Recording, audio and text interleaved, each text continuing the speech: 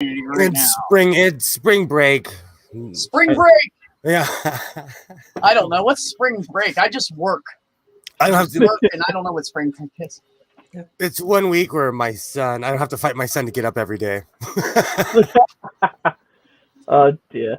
See, it is because it's Easter Monday. It means I've had to put up with people sharing religious posts on Facebook. Because I shouldn't have opened Facebook today. I just should have not. Why did you do it? I've taken a year off of, almost a full 365 days off of Facebook, and it's added 365 days on my life. I was addicted to Facebook, and I have not gone on it in a while. I was like that a few years ago. I was on it all the time. Now I just go on there and was like, I'll tap on my notifications. She's alive, he's alive, she's alive, he's alive. They're all doing good, laughing. Okay. And When I I hear sirens, I'll go on because no one is better to catch a high-speed chase than soccer moms and people in general just sitting at the house. So, in LA, high-speed chases are a thing, Yeah. As Sam would say, lovely. It almost shows like how barbarian we are because we like watching the last moments of someone's freedom. And it's like they're desperate and they're putting everyone's life at risk. There's been plenty of times where people have been shot, live on TV. People like to think we're full of empathy, but the instant we can even slightly dehumanize someone, we very much enjoy watching them have violence committed against them. Oh yeah. We laugh at it. We laugh at people all the time. So now that we're this far into it. Hi, Brainbug, and hello, Sarah, and Sandy, and I don't know if there's anybody else there or not. Nope, that's all three of you. Yeah, Mr. Shadow Kitty as well. Hey, Mr. Shadow Kitty. Nels and Santi, the seriously strong saying. Hey, Santi. So, of course, today I got Will with me. How you doing, Will? My voice is back, and I will be around as long as my voice is. Excellent. Sounds good to me, man. How you doing, Andy? Doing okay. How about yourself? I'm doing great. I'm pretty good, man. Roof over my head, food in my belly. I'm good. I don't ask for much in this world.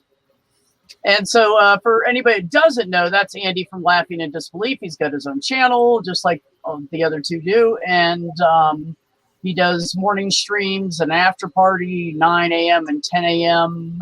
Eastern time. And does some other late night stuff as well. Just go and subscribe to him. He's great. Will Godless Sewing, he does the What the Fuck Show with Jen's Little Corner and some other streams himself.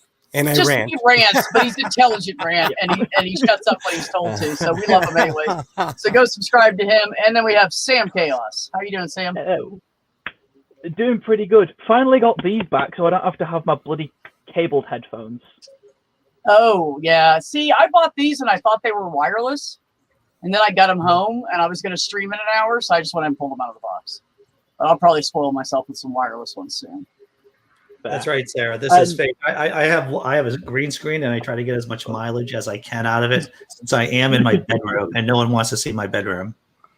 Not really. There's nothing really going on back there. So I keep forgetting to download. I could totally do that, but I keep forgetting to download green screens.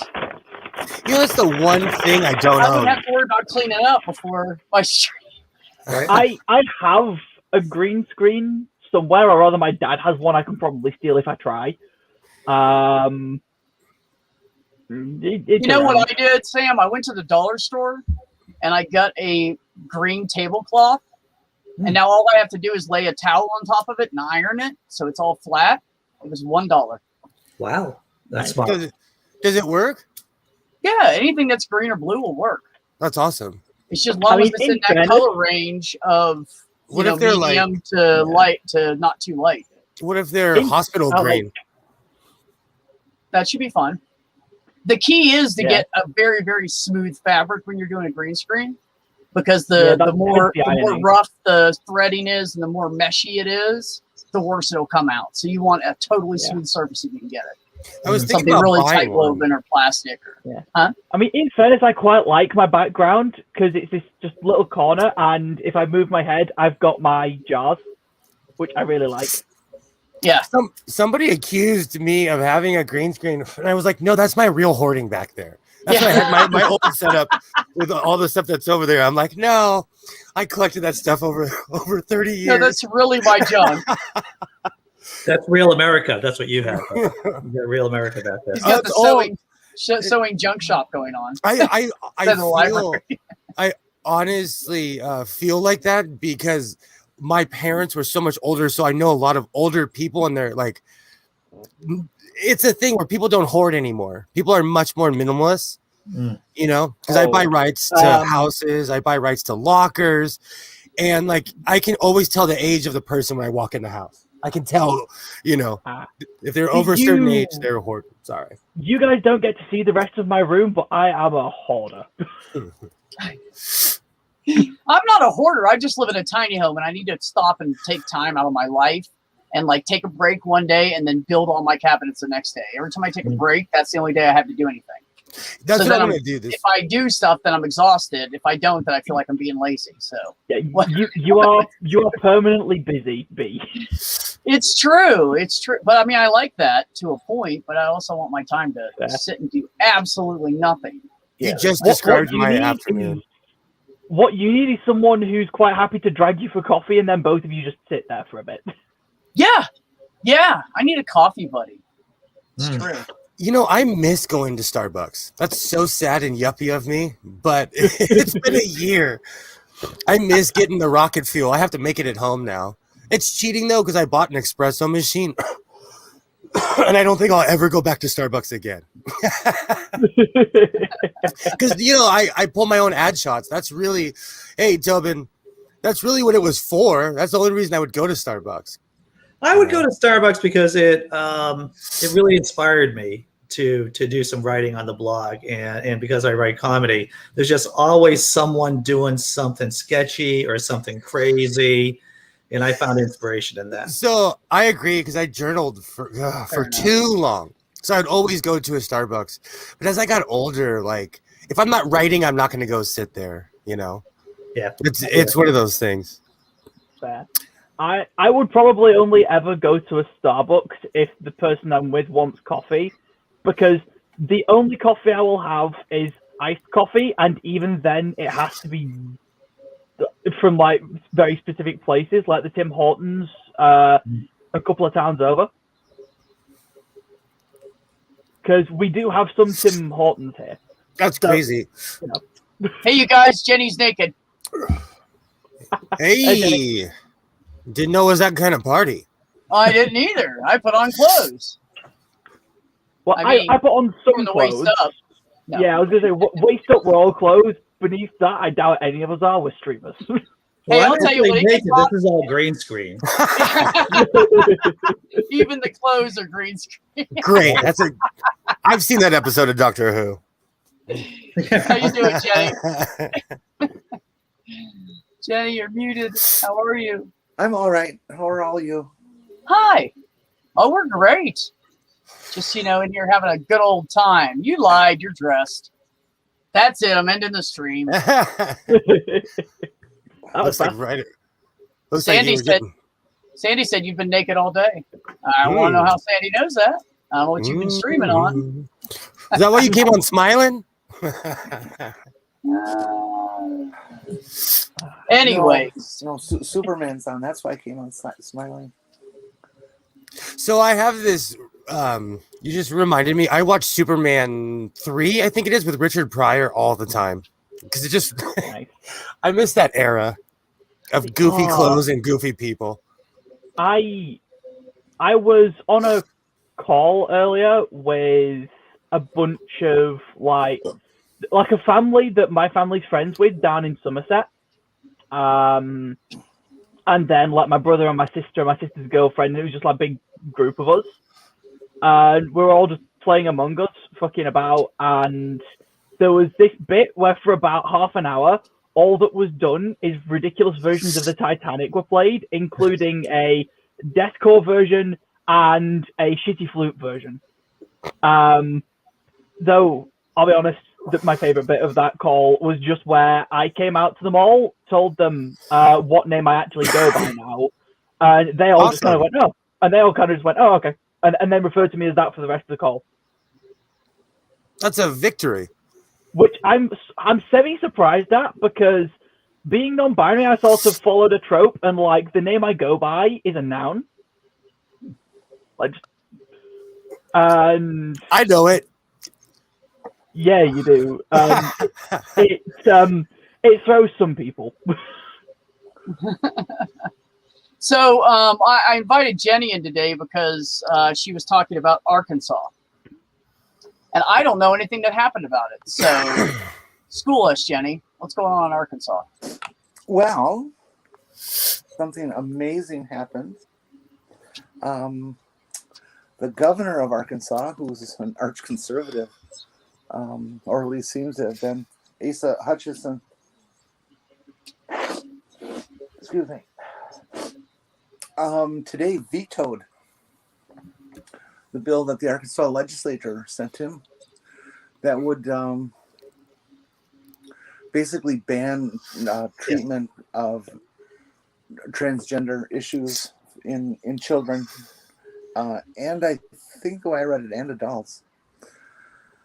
And he said this is just the worst possible law you could write, that it interferes with children's lives, with parents' rights, with medical science, and just he said this is just horrible, basically.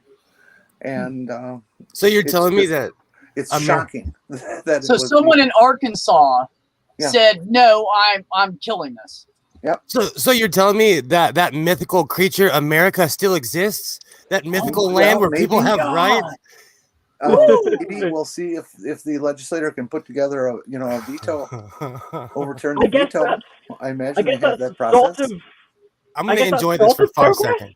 I'm going to enjoy this for the 5 minutes that we can. I guess well done, Arkansas. And yes, I'm aware I'm mispronouncing that.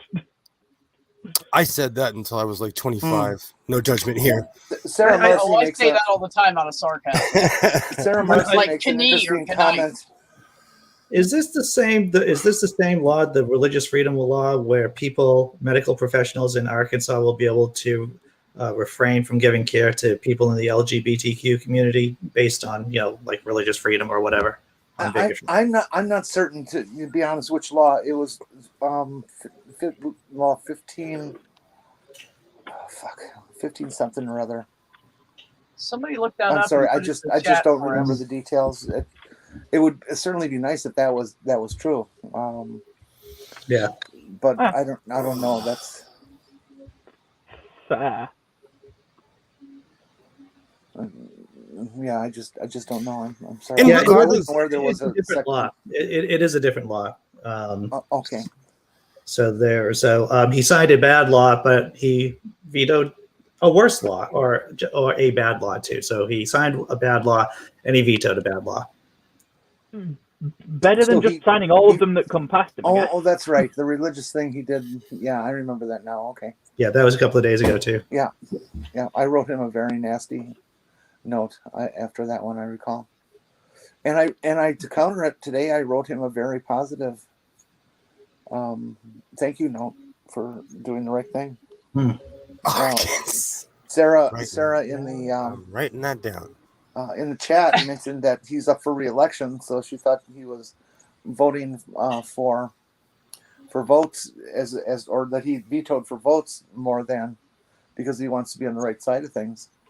I don't care. I was about to say I'll take it. I was about to say, like, you have to recognize someone in humanity regardless. That's what this is about. It's not about anything else than some religious fanatics trying to eradicate trans people, and they're coming for all LGBTQIA plus people. This is just, literally tip of the iceberg. I mean, I sometimes need to take a bit of a breather because a lot of the things I read, it's like Alabama and Arkansas trying to strip rights, and then Owen Morgan having a bunch of bullshit happen with him, and just thing after thing. It's like, fuck's sake. The again, people are dividing themselves. They're picking sides, and they're going backwards, going absolutely backwards. That's why I always say, I have opinions on everything, but I habitually mind my own business and keep my mouth shut about a lot of things. I I don't can't want do either. It's amazing he does how much he talks, but he really does. How very British of you, Will. I don't want to take thunder away from Godless Granny's show. We're going to be on there tomorrow and talking about this issue, and in the background, the Family Research Council, who are the people who are responsible for having written all this current batch of trans hatred laws, and literally has written the laws and sent them out to various people in state legislatures all around the country, and those laws are now being voted on and discussed in their form of how they were written. And so it's a question of, do we stand for letting a religious organization write American laws? This is like kind of anti-First Amendment, isn't it? Yeah, a little bit. And you're going to have me, Jenny, and Purple with Granny, probably mainly Jenny ranting about it, but we will be chipping in too. Well, yeah, she said that, but it shouldn't principally be me. Everybody's got a saying, and you guys can do a little research too, and it's just it's pretty easy reading. But So to answer what Never Again said, I pick my side. I try to be kind. I try to be kind to people I come across. I literally work in the community. I work with people with special needs. I do what I can. And if you get in my way, I'm going to knee you. No, I'm kidding. I think that if you ever try and inject nuance into stuff, I feel like a lot of the time everyone gets upset because nuance. And when I say, I try not to. When you say science, it gets personal because people think of the issue that hurts them the most. Like, I'm saying this in a broad brush sense, Yeah. I would rather just. I'm not even talking about peace. I'm talking about leaving each other alone. We can just flat out leave each other. The places to pick fights are the places where people are trying to not leave other people alone. Because I'll tell you, like, sorry, go ahead. Go ahead. And I know what you're saying when you say that, but I find it really hard for myself to live that way because I view our side of the social spectrum politics, and I see that what we stand for is individual freedom to live their lives without being harassed and attacked and all this other kind of stuff. And the Republicans' idea of the political spectrum is for them to decide what freedoms we get to have or not have. I agree, and that's why I said, and like, it's real hard to ignore that. And I agree. That's kind of why the way I phrased it was where in places where there are sides that the two sides are willing to leave each other alone, I think not getting involved is sensible. And then there's places like the TERFs and the Republicans where they're be the ones being in your face.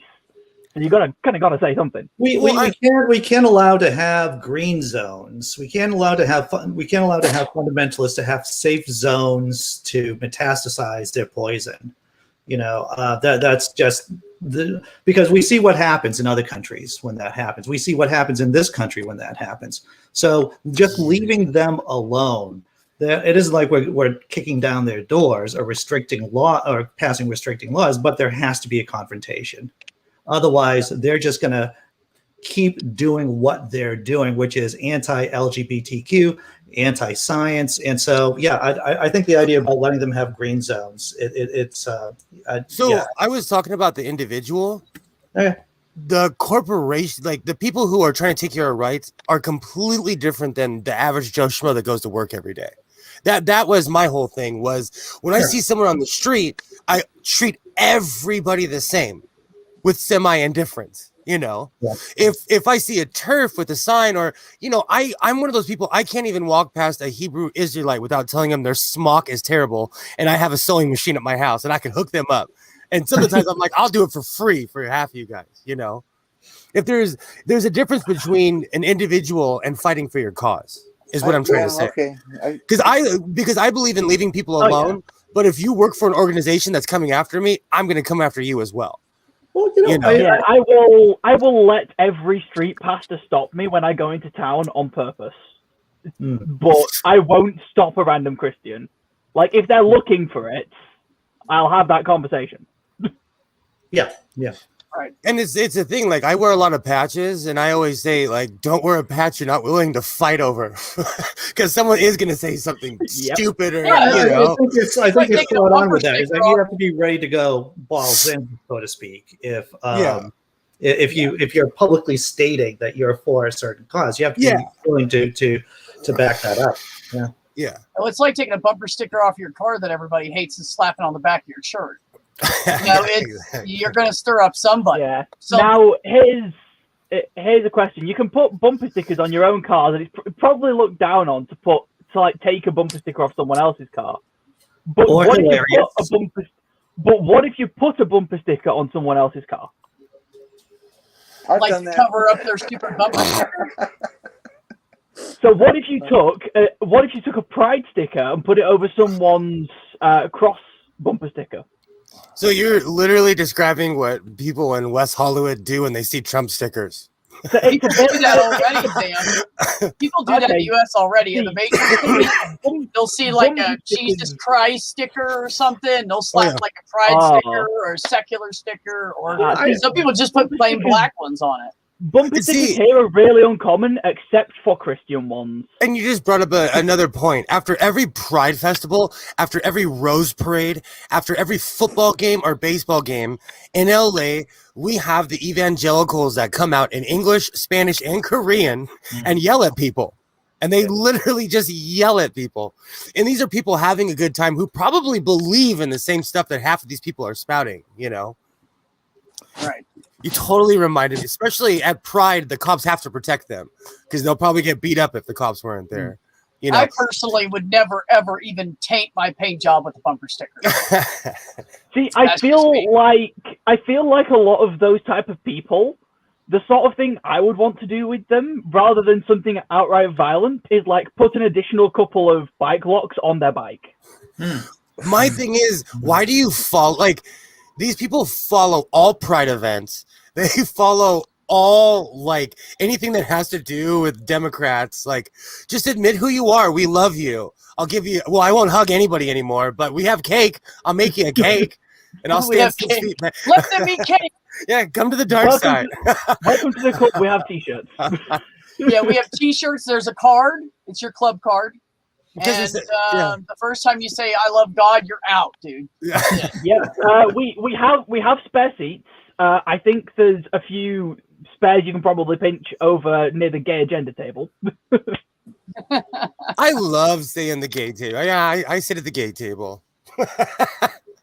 I think a lot of it is repression. Yeah. I think a lot of it is people, I had it in my own life. I was raised hardcore Roman Catholic. I moved to Hollywood and I was like, oh, this place exists and the ground didn't swallow me whole. Do you know that I was told if you make out with a guy, you're going to die and the ground's going to swallow you whole? Spoiler, didn't happen. Nope. Damn, Didn't that's happen. pretty severe for a kiss. I mean, they should let you get to a blowjob or something before the earth opens up. No, they saw something in me. They saw something in me and they're like, we need to scare this guy. We need to scare Mr. Sowen. He's gonna be a dick sucker. I know it. Oh, I got told that thinking gay thoughts could recreate AIDS. Oh, that's I a good one. I come from the era where we were told to not sit on toilet seats after people. Like, you'd get it from a toothbrush. Yeah, like, yeah. Oh yeah. All just kinds evil. The flu you can't shake. Like, it horrible. See, the thing is, that was one that I heard from a guest speaker at the church I grew up in, where they had an American come in, and that was where I heard that one. Because they didn't. Yeah.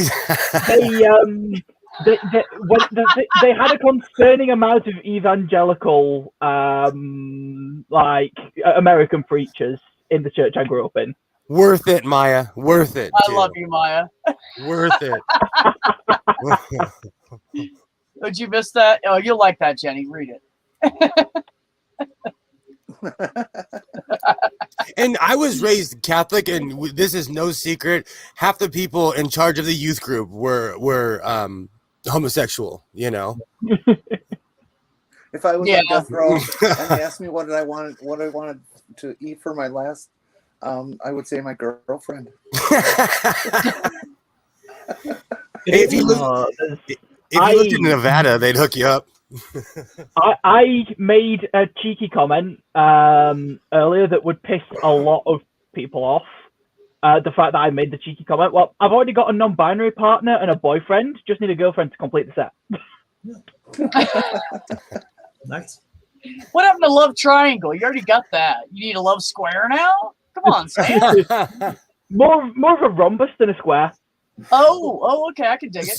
So isn't a love triangle when like everybody kind of hates each other, or there's like a rivalry? No, It's so like one a love person. triangle is it's like two people trying to get with one person as a trope. And my brain is always just like polyamory exists. You know what? I watched a lot of 90s sitcoms, and there was always that will they, won't they? You know, they'd get like two women and a guy, or they'd flip the ratio. Too much Melrose Place and 90210. Sorry, showing my age.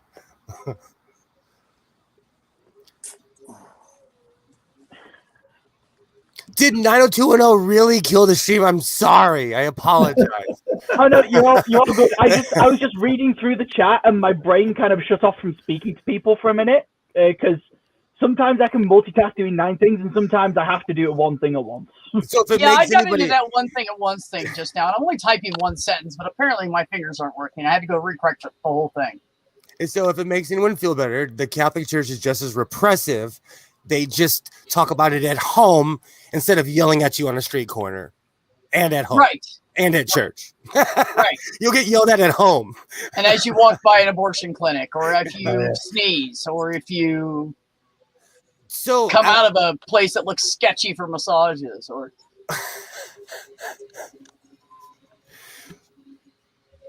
there was a awkward moment of an ex-boss. I was walking out of one of those highly established movie theater places in Hollywood, and I saw an old boss, and it was like a huge sign. You know, the sign literally says like the people that walk out of here are scumbags. You know, and I walked out like, and I mean like we both stopped and looked at each other, but you know, life goes on. Those are just, you know, as I'm older, those are just great stories. You can look back and laugh because I could care less now. sometimes it's good to not care.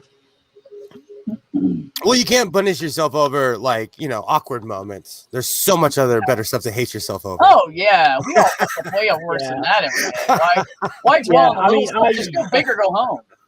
I have to remind myself of that sometimes. Like I made a tweet earlier that was just like having an anxiety disorder sucks. Like if I don't message immediately, I feel like I'm being rude. If I message immediately, I'm concerned about being clingy. If people don't compliment me, it's like, am I an awful person? But if people compliment me, it's like, what do you want from me? It's like you got to play whack-a-mole with intrusive thoughts. You know what I think? I think you need to quit worrying so much and just live your life and go through it and take the punches as they come and learn and move on. And then later on, as you gain knowledge, you'll get to the point. Yeah, I've kind of all the time because you'll already know. Yeah, I do that anyway, but my brain tries to present me with these things because anxiety disorder. Yeah. Oh no, I know all about that. ADHD with anxiety. Yeah, it's great. And PTSD. Yeah. thrown in. People can like be a cherry very on stupid. top? Yeah. no, I agree with you. Because of my anxiety, I choose to not be around people. The whole coronavirus thing is hey, it's awesome. Mind you, This is what I was doing 2 years ago. The instant it involves someone else, though, my anxiety goes away. Like, if one of my friends is too anxious to complain about the fact that someone messed their order up, I can do it in a heartbeat. But if someone messes my order up, it'd be fine. Unless they've like put something in it I'm allergic to or some shit. Yeah. My thing is, I'm more allergic to like fundies, weirdos, and bigots. It's gonna be I'll be honest. The only thing it's gonna be really interesting when we all finally do go back outside. I'm gonna be there with a mask on and gloves, but it's gonna be so interesting to see how human beings start interacting with each other again. When you go outside, what you need is a 10-foot pole to just be like, everyone stay away. Put one of those pool noodles on your head. The pool noodles. Yeah. Yeah. There was a guy in Australia. At least like what 4 feet away from you on either side. Oh yeah. Make them in an X, and you got like a 4-foot. Yeah. There was someone in Australia that built like a rig where it was basically like a circle around them. It's actually really rude if you think about it. Because you're actually establishing boundaries. So people have to go around you. It's not the imaginary ones we have in our head, you know. You're like you actually have a border around yourself. Yeah, I saw some of those guys on news reports.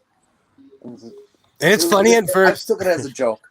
I don't know if they were serious or not. I'm willing to take some extra steps to avoid people. I'm willing to take a lot of extra steps. Walking down the street, supermarket. Yeah, I'm willing to take go the extra mile or 2 or 3. See, what you're bringing up is one of the things I miss about the soccer mom hours I used to have before my son was home. Because I could go shopping on a Tuesday when everybody else, like I would go shopping and the world was abandoned because everybody would be at work or at school, you know. I used to pretend it was the post-apocalypse, and now it became the apocalypse. Yeah. Right? Because I had the same hours. Yeah. I've made this comment a couple of times, but I am never unironically using the phrase "avoid it like the plague" again. Absolutely. Dude, you know, I'm gonna say this, and it's gonna be awkward. I'm glad I don't have to shake hands with people anymore. Dude, I'm with you. Yeah. It just was the most awkward thing on planet Earth. And then I like the elbow and fist bump shit. I'm good with it. I at my job I have to deal with a lot of people of construction and stuff like that. And I grew up in the field and blah blah blah. People try to break your hand. I'm over it. People try to break your hand. Oh, some dominant bullshit. My dick is bigger than yours. Yeah, None of my friends trust me to shake their hand because if they try and do the whole tighter grip thing, I will have to try and not break their fingers. Yeah. See, there is like a trick. I have small hands, and I'm not a physically strong person. So I noted in Pulp Fiction, Jules would always lean over and do the overhand. So he would go into other people's space, do the overhand. So they would just kind of like not be able to summon up their massive strength because you're already in their space. No, this is like a cheap trick. Of course, I don't shake hands anymore, but I have done that before effectively. And, that's smart because it does take one hard. And then smart. they think that you're cool, you know? It's like, I'm not cool. I get socially awkward. Reverse engineers. I like the fist bump thing because when I was younger, I had a very bad temper in my teenage years and in my 20s. And I punch things all the time. So my knuckles are really fucking tough. I've kind of flattened them out a little bit on one hand, my dominant hand. So my knuckles are really tough. So if people want to do a fist bump and want to be all tough with me, I'll punch the shit out of their fist. I'm the same way. I broke this one a few times. Yeah. I'm the same way. This middle one is bad. I have two primary ways of greeting my friends. I will either hug them or shout something to them. There's kind of a list of things I might shout, anything from bastard to nerd to just oggy. Well, my brand is socially awkward, and so I'll just like wave like this. Pre-mask, I was really good at socially distancing because I just walk around like this, and no one would say a word to me until I opened my mouth, and I was like, "Hi, how's it going?" And the gate was up after that. You know? But generally, people would leave me alone until I opened my mouth, and I speak Spanish too, so a lot of people would be like, his voice is really higher than I thought it would be. I get that a lot. Good times. Right? Absolutely. I know a guy who like speaks the Queen's English with like a fairly posh accent, and so people assume he's going to be white, but he's one of the most stereotypically Pakistani-looking men I know. My father was some like people out. My dad was like that. He spoke the Kings, and he was from Savannah, Georgia. It was funny. Like I loved at the job when people they would come asking for my last name, and my father and I would be standing there, and he was at the time he was the boss, and they just assumed that a person of color wasn't running a facility of that size. You know, it happened more than 50 times. It's got to be a white dude, just like your house. It has to be a white dude that owns that. You must be like the gardener or something. To be fair, though, you know, people expect, you know, they have weird expectations. They do have weird expectations. People just think I have money, and I don't. Well, That's if we were working in your yard and somebody comes by and asks if you're the gardener, do you say yes? Depends on how froggy I'm feeling that day. Depends on how asinine. You are obviously the gardener. Oh, you're also obviously the janitor and the cook and the secretary and the accountant and yeah. Oh yeah. See, because I am visibly queer, it results in a lot of the time people presuming that I am dramatic or that I know every other gay person in town. Now, don't get me wrong. Sometimes they'll ask, and I do. Like someone was saying, "Oh, do you know this guy, Spike?" And I'd be like, "Oh yeah, I know Spike. He's a friend of my mate Chase." And it's just like, much as there's a stereotype of all the gays knowing each other, I do know more of them than is statistically probable. But you know, hold on. Let's point out the fact here that the size of the area you live in. What is that? So when I say the area, I'm referring to kind of 3 or 4 towns around. And what's the population of those 3 to 4 towns? Go with 4. Okay, so my village has a population of 7,000. The nearest town has a population of 8,000.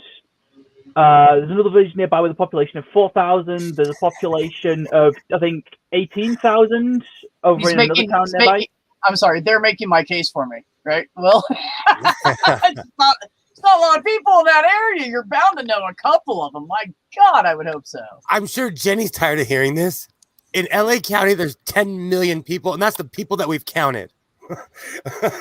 And that's like in a drivable area. It doesn't feel like it, though. I'll tell you the honest truth. When I get on the freeway, I feel like there isn't 10 million people around here.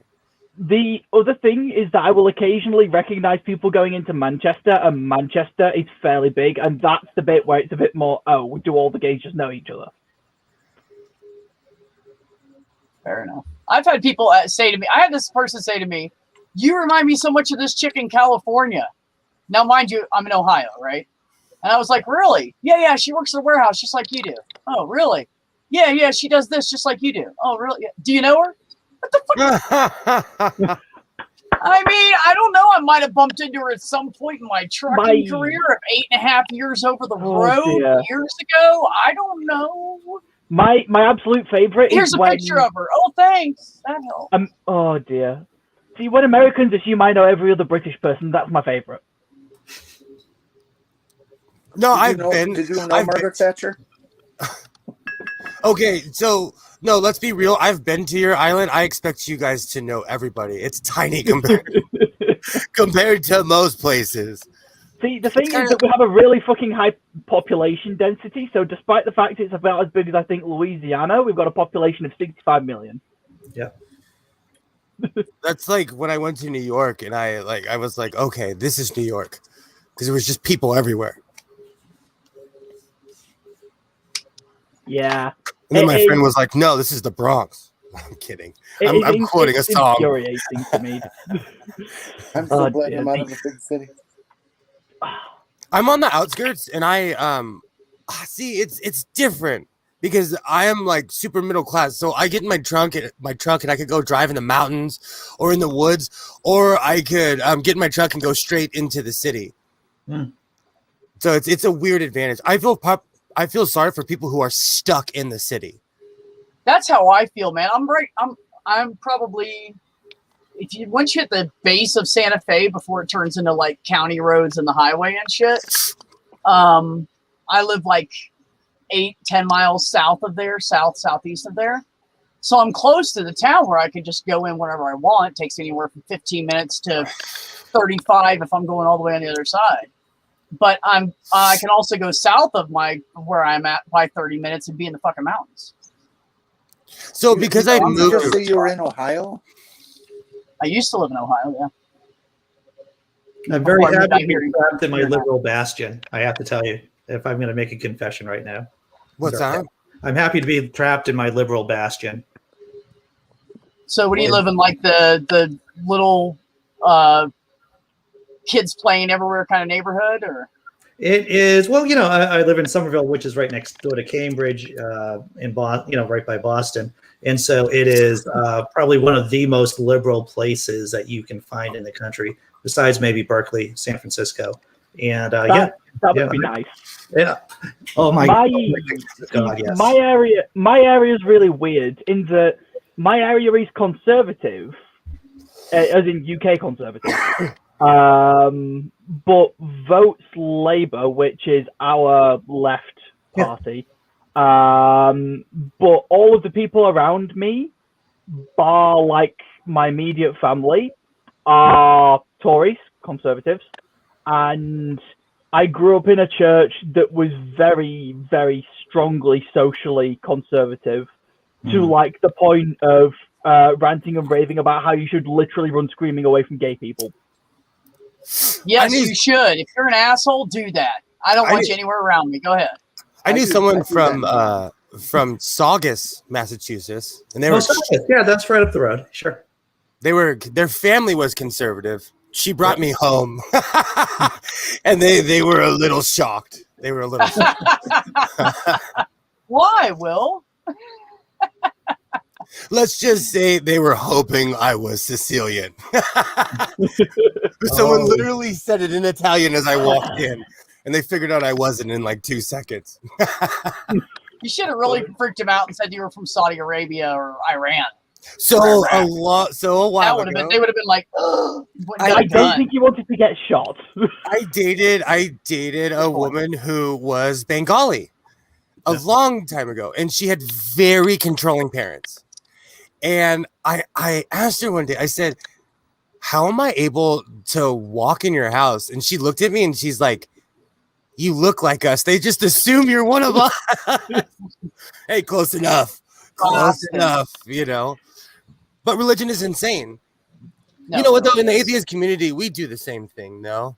We say, oh, this person, their likes aren't like me, so I'm going to avoid them or this and that, you know. No, I'm not, I would never say that. I mean, every group has people that are kind and nice, and there's people that are open-minded, and there's people that are closed-minded, and people that are hard-headed and not going to flex in the way.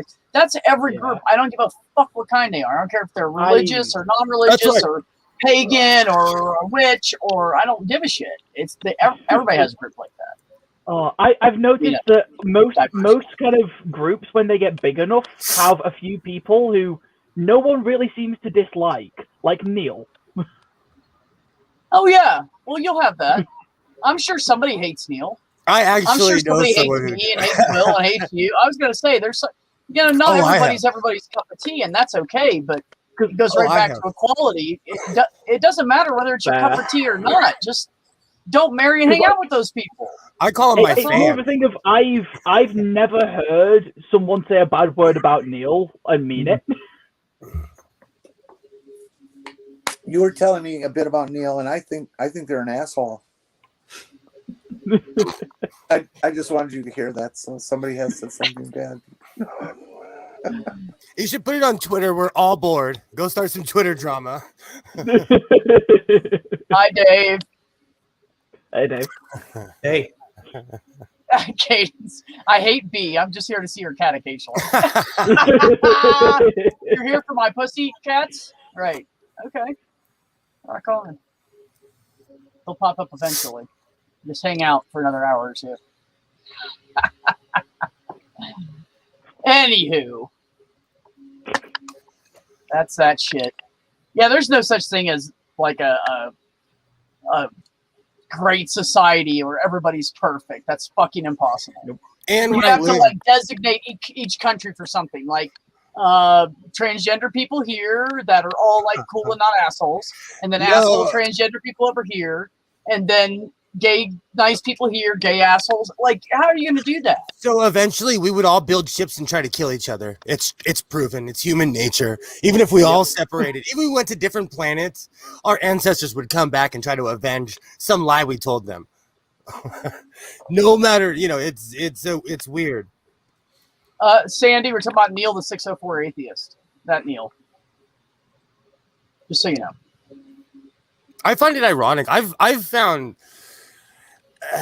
there, I feel sorry for people. There are some I look at like stalkers and certain people. I look at that as like a cry for help, because I'm old school. So if you're not like physically outside my door, I'm just kind of point and laugh at you. I'll block you when you get really annoying. Right. But I get like, because I talk about wieners all the time, I get random dick pics. I'm retired, but send them, because I'm gonna spell YMCA or something. Might be Hey, my now that's Christmas diversity. gift. Do all the different colors. And they Yeah, are yeah. different. They are different colors. Did you get some Chinese peanut in there? What's really funny? I'm not very good at spelling. I'm not good at spelling. Andy's I couldn't eyes. even spell YMCA. I got someone today, and like, I always think it's weird or something, but then they'll go back and I think they'll like watch a stream or something. Then I start getting dick pics, or they're like, "Hey, how's it going?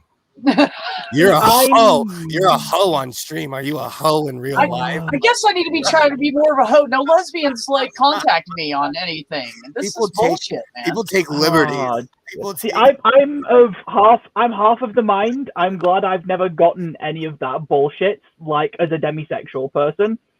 And the other half of me is like, if I did, I could do some interesting shit with it. Where is my Twitter? Let's go look at my. Quite literally, let's see what time that was. It was 3 hours ago. Oh, Where the last time someone propositioned me. The answer. Sandy. She thought they were dicks for a second. Oh, Sandy. No, I don't put dicks on my stuff. People are just weird. When I'm bored, I watch like Stargate or read a book or something, I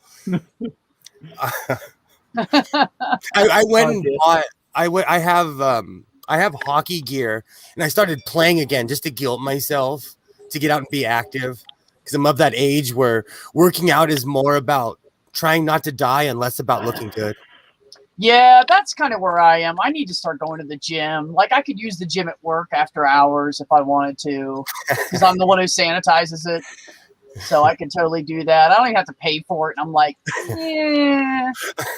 Well, at this age, I worked all day. I just want to go home. working out is just a rear guard action. It's just trying to be a graceful exit. That's all I'm shooting for, really. See, Exactly. I acknowledge that this is partially a thing due to my neurodivergence, but I've done it before, and then I'm like, what? I have to work out again. This just isn't just like a one-time deal. Which is, I really struggle with certain bits of routine because it's like, but I already did that in my head. I have that argument with my son. He'll look me in the eye and be like, I took a shit. My son has ASD, for everybody who doesn't know. He'll look at me. He'll legitimately look at me and be like, I took a shower yesterday. And I'm like, no, bro, we got to do this every day, man. You got to take a shower every day. I struggled with that for a good couple of years. Yeah. I lead by example. I'm brushing my teeth with the door open. I'm washing my face with the door open, you know. Like, see what I'm doing? Gotta lead by example. Yeah. It's true. Oh, All kids I need hope- structure, though. It's not just kids that have, kind of spectrum disorder Yeah. or something. Like, all kids need structure, and that's why, it's horrible that we have to have both parents working so much to pay bills, and they're not there, and the kids aren't structured, and then they get older, and everybody goes, "Why didn't you take care of your kids? Why didn't you watch your kids? Why didn't you teach your kids right?" Because I was fucking working all the time. Because you people suck. Yeah. There's a reason there's a reason that I'm able to make the joke monogamy in this economy. Not me. So Theo, my niece tried to argue with me about that. Is that real? No, here's the problem with people taking showers every day.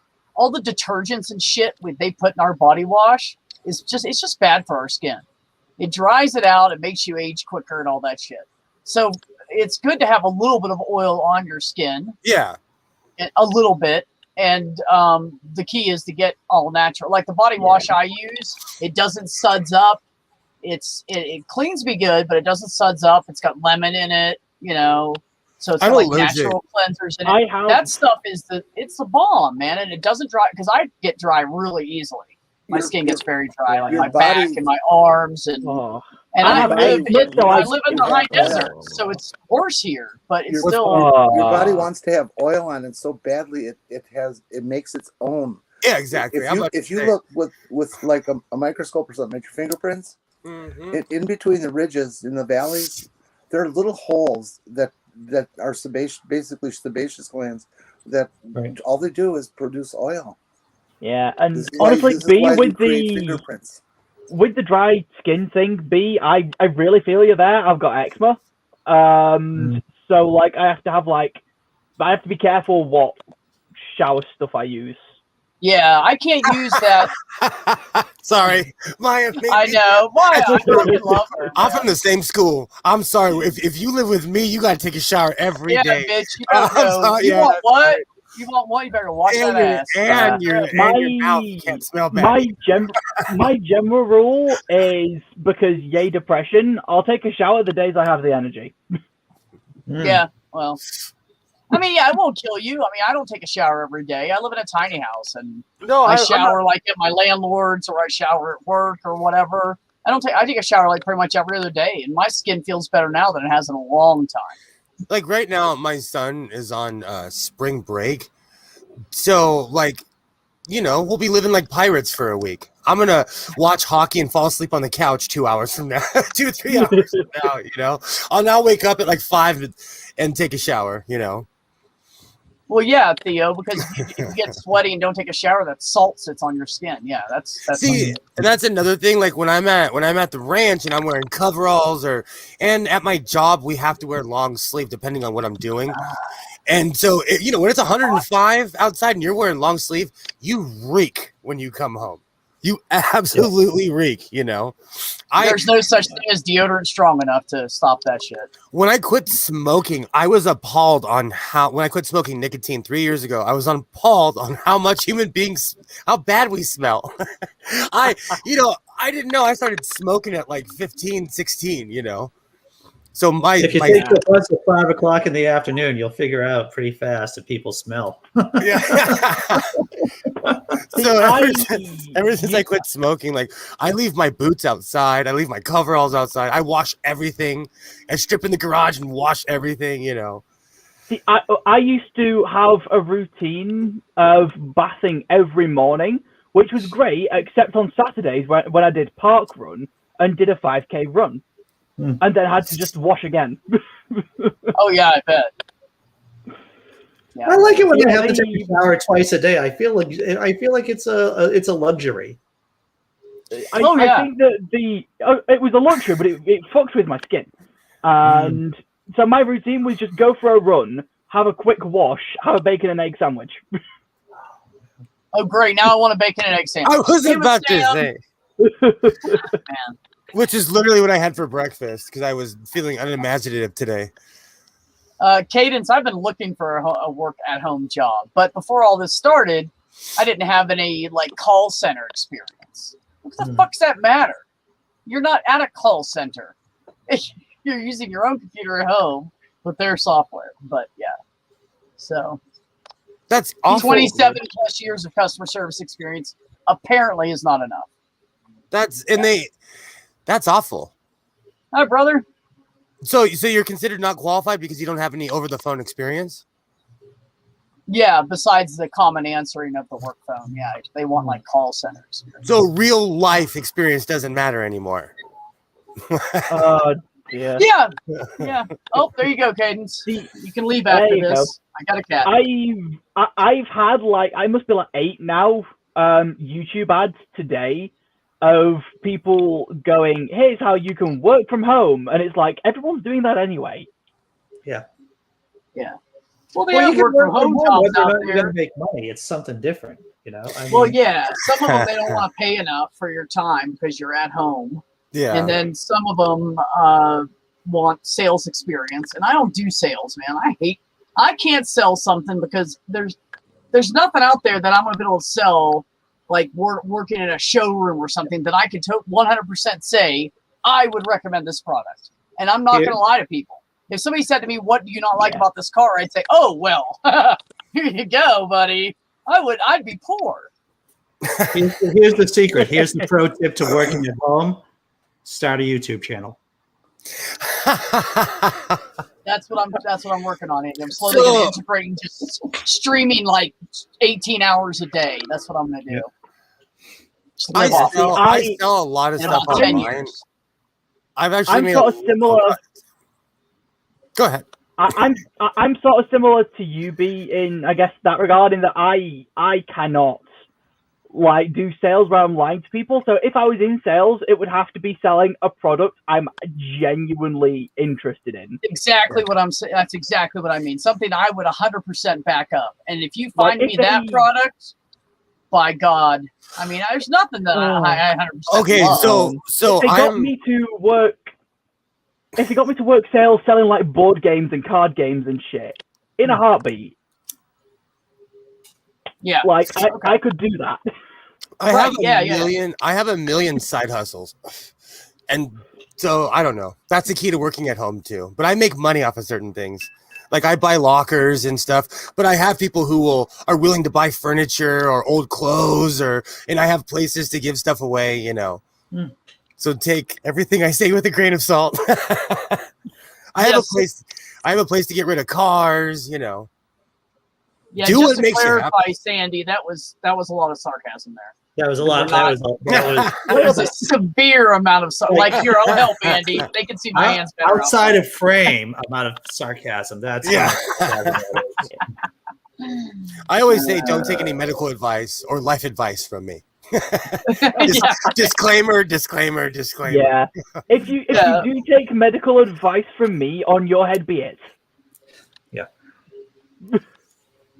Yeah.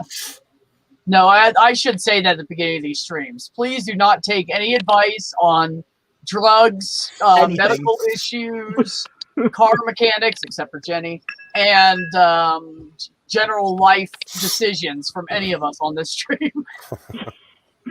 Entertainment purposes The only. amount of bullshit that goes on, it would be a fitting disclaimer. Yes, Richard, I could sell Makita XLT battery operated brushless impacts and drills. I love mine. He bought me that for Christmas, and I love it. He bought me a bag, and I have like everything in there, drill bits and sockets and everything that fits on the end of these two drills. And it's great, man. I just take that with me. I got like a measuring tape, framing square, except for the pencils. I keep stealing his. He knows that. He's going to laugh right now. Yeah, so he bought me that for Christmas, and I'm telling you, that is the best fucking shit. It's compact, it's strong, battery lasts for like 2 days, 3 days, whatever. I have Makita products. I have Impact Driver, all kinds of stuff. That's what I have. The new little black one. Oh yeah, Smaller. those are fun. Yeah, those and are the so- drill's a lot smaller too. That's awesome. I have Milwaukee. I have Milwaukee too. When B said hammer drill, I have Milwaukee that I take on my jobs because it's one of the most reliable tools. Right. Milwaukee holds the patents on the lithium battery for power tools. I have Really? one right here. Thank you, brother. I have all my toolboxes back here because I can't stop moving my sets and my flags and everything. See, I'm surrounded by all sorts of bullshit. Like, I have a letter opener that looks like a sword down here, a D&D book there, a Pokemon toy over there. It's just stuff. Well, yeah, you want to talk about stuff? Look behind Andy, man. Look at all those books. He's got to maintain that. I mean, Yeah, that's why he That's quit all real working. books. So It has nothing to do with COVID. He wants to maintain that library. I'm gonna be releasing a video soon. I don't know if it'll come out on here, but I went to my storage unit to I don't even know if is it on here. Actually, no, I erased it. It's in my computer because I'm gonna make a video. I went to my storage unit and I was actually appalled on how much stuff that I've collected in the past year and a half. And this is only one storage unit of a few that I have.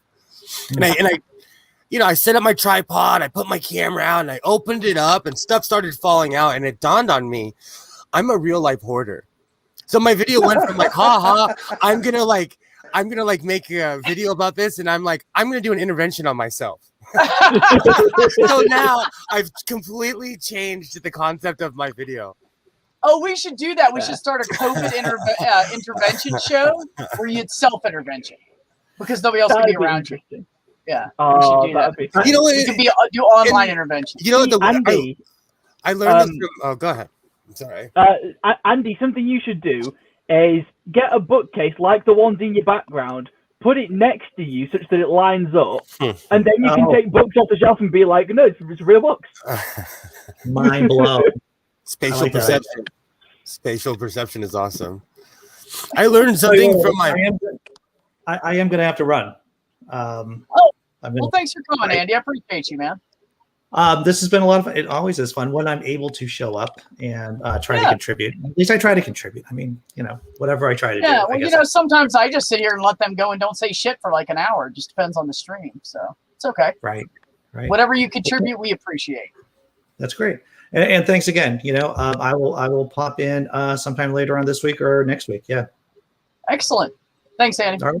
Take care, everyone. Bye-bye. Nice to see you, Andy. Great talking to you. Nice to see you too. So, Richard, I have quite a few hot glue guns. Would you like the Black & Decker? Would you like the Lowe's crappy version? Would you like the... So when I started buying the rights to people's houses and stuff, my hoarding went up immediately. See, that's actually why I turned my camera off just then, because I wanted to stand up, and you guys don't want to see past about here. To see if the glue gun's in that box or that box. Yeah, exactly. I'm crafty, Richard. There's glue guns all around here. Agreed, Tobin. Agreed. Yeah, So, I love some power tools. That's what I need to do. Is I need to find somebody who will talk about like carpentry and renovations and power tools with me. That's the girlfriend I need.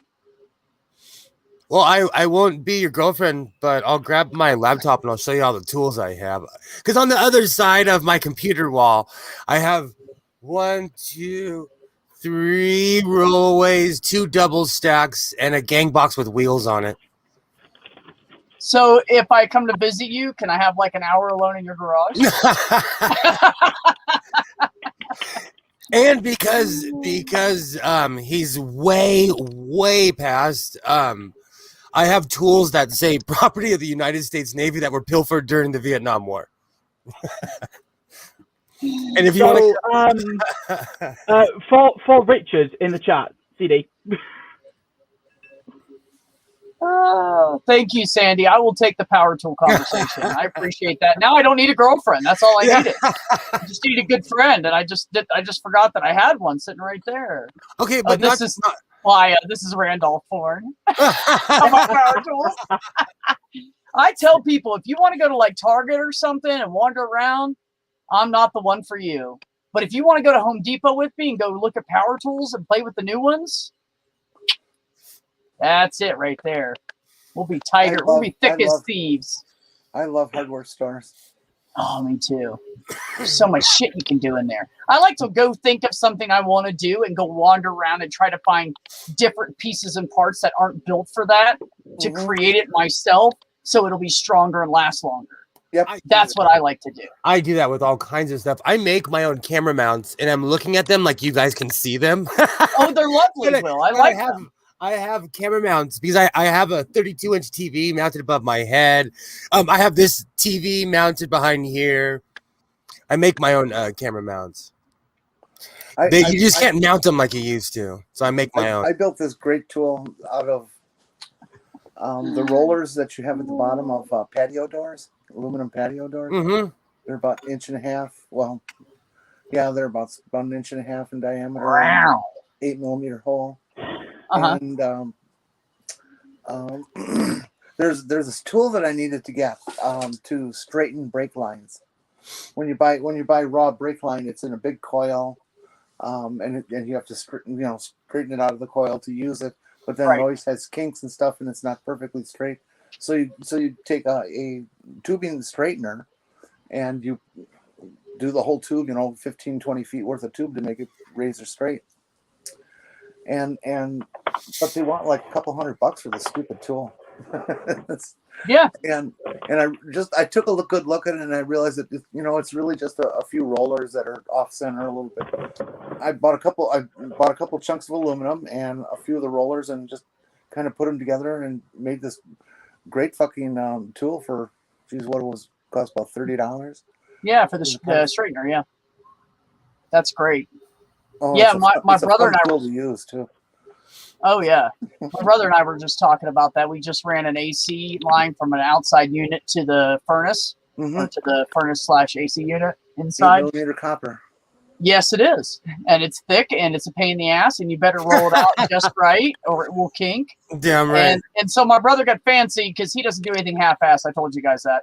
Instead of just running it underneath the house and strapping it up to the bottom of the house and going up, he put it in the ground. So it goes underground. He put in 1, 2, 3 sweeps, I think, and a couple straight pieces. And so we have to bend it around like that and then bring it straight up into where the furnace is. And I'm telling you, we were using a winch.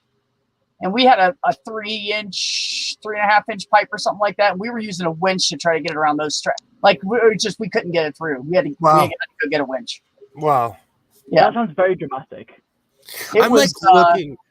I'm looking for all the crap I built, but it's all too big to wheel over here. There you go, Will. I saw that. Oh, did you? Oh, see now. You like that, don't you? Now I'm gonna have to have a. He welded this really. He had metal rod, like 1/4 inch, I think it was, metal rod, and he bent it and heated it and welded it. And I helped him do it a little bit because he was trying to show me how to weld. I suck at it still. I need more practice. Richard, But gonna have to have then he mounted it to the ceiling, so his laptop sits like right here, across chest level from his ergonomic self-built chair that he built designed to fit him. And I try to sit in. It's really awkward because he's taller than me. Right above his workbench. Never mind. Everything he does it himself, and he takes weird parts and cuts them and files them and welds them, and he's like, I made a board stretcher. And I'm like, oh, that's great. I need a board stretcher. I'm like that too. I'm all about do it yourself, build your own, Yeah, DIY is good. My pops was an electrical engineer, so I always grew up around somebody who was like, oh no, that's not broken. That's not broken. So no matter what, I'd bring it to my pops, be like, this isn't broken, even though it's broken. No, Cadence, that's incorrect. We don't have to learn how to weld specifically, but we definitely have to know some kind of a laborious industrial skill that is normally done by men. My thing is I can frame a house and I can do a lot of different woodworking. I'm not really good at the finished stuff. I really haven't played with it much, but all the rough stuff, I can do all that crap. Yeah. So my brother taught me how to do electrical, so I can wire a whole house too. Cadence, I can weld in 3 different ways: gas, MIG, and TIG, and I can operate a lathe, a metal lathe, and I can operate a Bridgeport vertical mill, and and any power tool or hand tool you want to throw at me. But I'm not- Richard, but I I'm found not- another but I'm- machinist. But I'm So not. here- Hold on, you guys. But I'm not a butch lesbian. No, Fair. See, I have a friend who Jenny's bottom all the way. would. I have a friend who would fairly aptly be described as a butch lesbian, and I don't know that she knows how to weld, but she's a whiz in a forge. So We have to warn people That's here. cool. When people come from out of state, we have to tell them like, hey, women weld in California. We have to warn people because people have been fired within an hour of working on the job because they say something idiotic. Oh, to a I'm woman. not. I've fired so many people. You would laugh if I told you how many people I've canned who that is have said idiotic things. And I also work with special needs adults. So if someone walks up and says something stupid, they literally get walked to the edge of the property. Good luck, because we're out in the middle of nowhere. Good luck finding a way back home. You know. Bye, have fun. Hey, Caden, where do you live? Let's get together and do a project. Yeah, there you go. That's why I showed that cadence, because that's right up Jenny's alley. Jenny knows all about I'm that talking with the guy right now. I might be getting a driveline from him. Put a twin cam 6-cylinder in my car. Get rid of the 4. Ooh. I have this giant project that is a never-ending nightmare. Do you know what it's called? It's called a house. Yep. Oh, you If know it's not about the fence, those. if it's not the fence, it's the freaking. Everything's going great, but I have to I replace. don't have a the fence. I have a back fence, and I have new neighbors, and they're kind of xenophobic. And my other neighbor across the street went to try to talk to him, and the guy just walked right past him. He's like, "Hi, how are you doing?" And he walks right past him. How could that's so weird and awkward? How the hell can you combat something like that? You know? Right. The concept of saying hi to someone as you walk past is bizarre to me. But then again, Londoners think I'm insane for saying morning to someone as I walk past them on the street. So where I live, everybody still says hi. People walk little dogs. You know? Little Are they dogs, chihuahuas?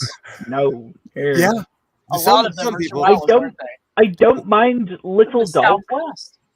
but the people who walk little dogs near where I live, I've learned to associate small dogs with them, and I don't like them. So where I live, you can it's people own their own homes.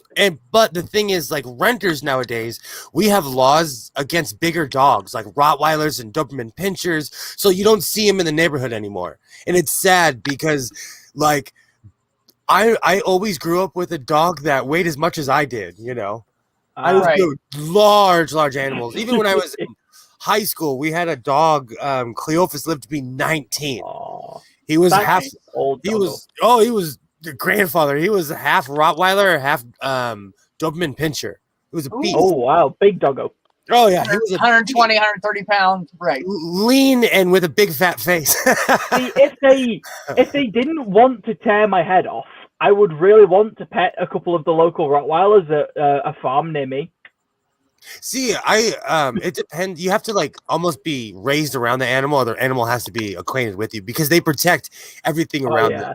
I've known. My friend, I think it's Aaron, he has this Rottweiler called Roxy, who the first time I met her, she just sat herself on my lap. I was 13. She was a Oh, fully that's- grown Rottweiler. That's awesome. So I watched. She was someone- much bigger than Sam. I watched a Rottweiler almost maul somebody because they were chasing a chicken on the dog's property. Or what he thought was his property line, right? Well, the dog, Side of it. like at the horse ranch, they have Rottweilers, and they're really nice dogs. And someone I knew was being an idiot, and they tried to chase a chicken, and the Rottweiler came over and almost murdered this person. Oh, it was bad. So Rottweilers, they protect what they consider their own, you know, and they're no joke. That's the problem. But as human beings, we create our own problems. Like, you know, people always talk shit about the younger generation, and I'm like, who made the younger generation? We did. We made them everything that you're saying. So you can never talk shit about the younger generation because they're watching us. Well, I think it just all started when that kid divorced his parents, and then after that, people were like, "Oh, I'm going to call the cops on you if you discipline me at all." And the parents were like, "Well, fuck, my hands are tied now, and now I got to work 2 jobs." You know, in my day, the threat, like my pops would hand you a phone and be like, "Hey, if you got somewhere else better to go, bye." Jenny, that one's for you. What is it? Let's see. I come from a different generation. My pops would have dropped me off if I said, "Hey, I don't want to live here anymore." He would have dropped me off. Richard, I don't know that terminology. I've never had any training, so I've never heard. I'm just self-taught.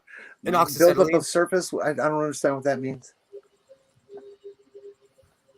Maybe I have. Well, if you just came in here, this would be easier. Very true.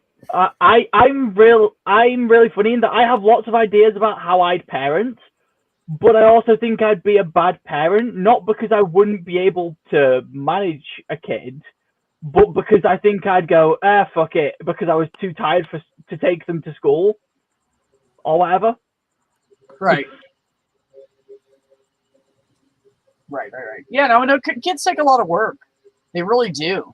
That's why at my age, I'm like, people are they're a little younger than me, and I'm like, I have 3 kids. You know, one's teenager, one's 20, one's 6. No, not starting over again. They better all be out of the house and adults, or I'm not even going there. My parents were stressed all the time because they had children later in life. I'm happy to be everyone's crazy aunt/uncle, but I don't want my own kids. That's what I am. Depending on the kids in the family, I'm either Aunt B or Uncle B. Yep. Think carefully about that. I used to say that to myself all the time, and I'm not saying that you're going to change because I did, but at my age now, I look back and not having kids is the biggest mistake I made in life. So I'm not saying don't have them. I'm just saying mine's grown. I don't want to start over. I think that even if I think later, I want kids. I would have liked to have kids. I think the potential kids I would have had would have suffered my inability to manage with that. So I want roommates. I cannot cope living by myself. And if my roommates have kids, I'm quite happy to participate in raising them and I'll enjoy it. But I couldn't manage if they were my kids because I couldn't then step away. And I already have some friends for whom I might as well be a parent.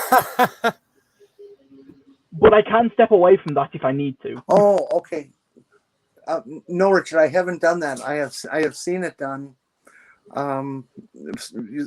Spraying metal basically is what you're talking about.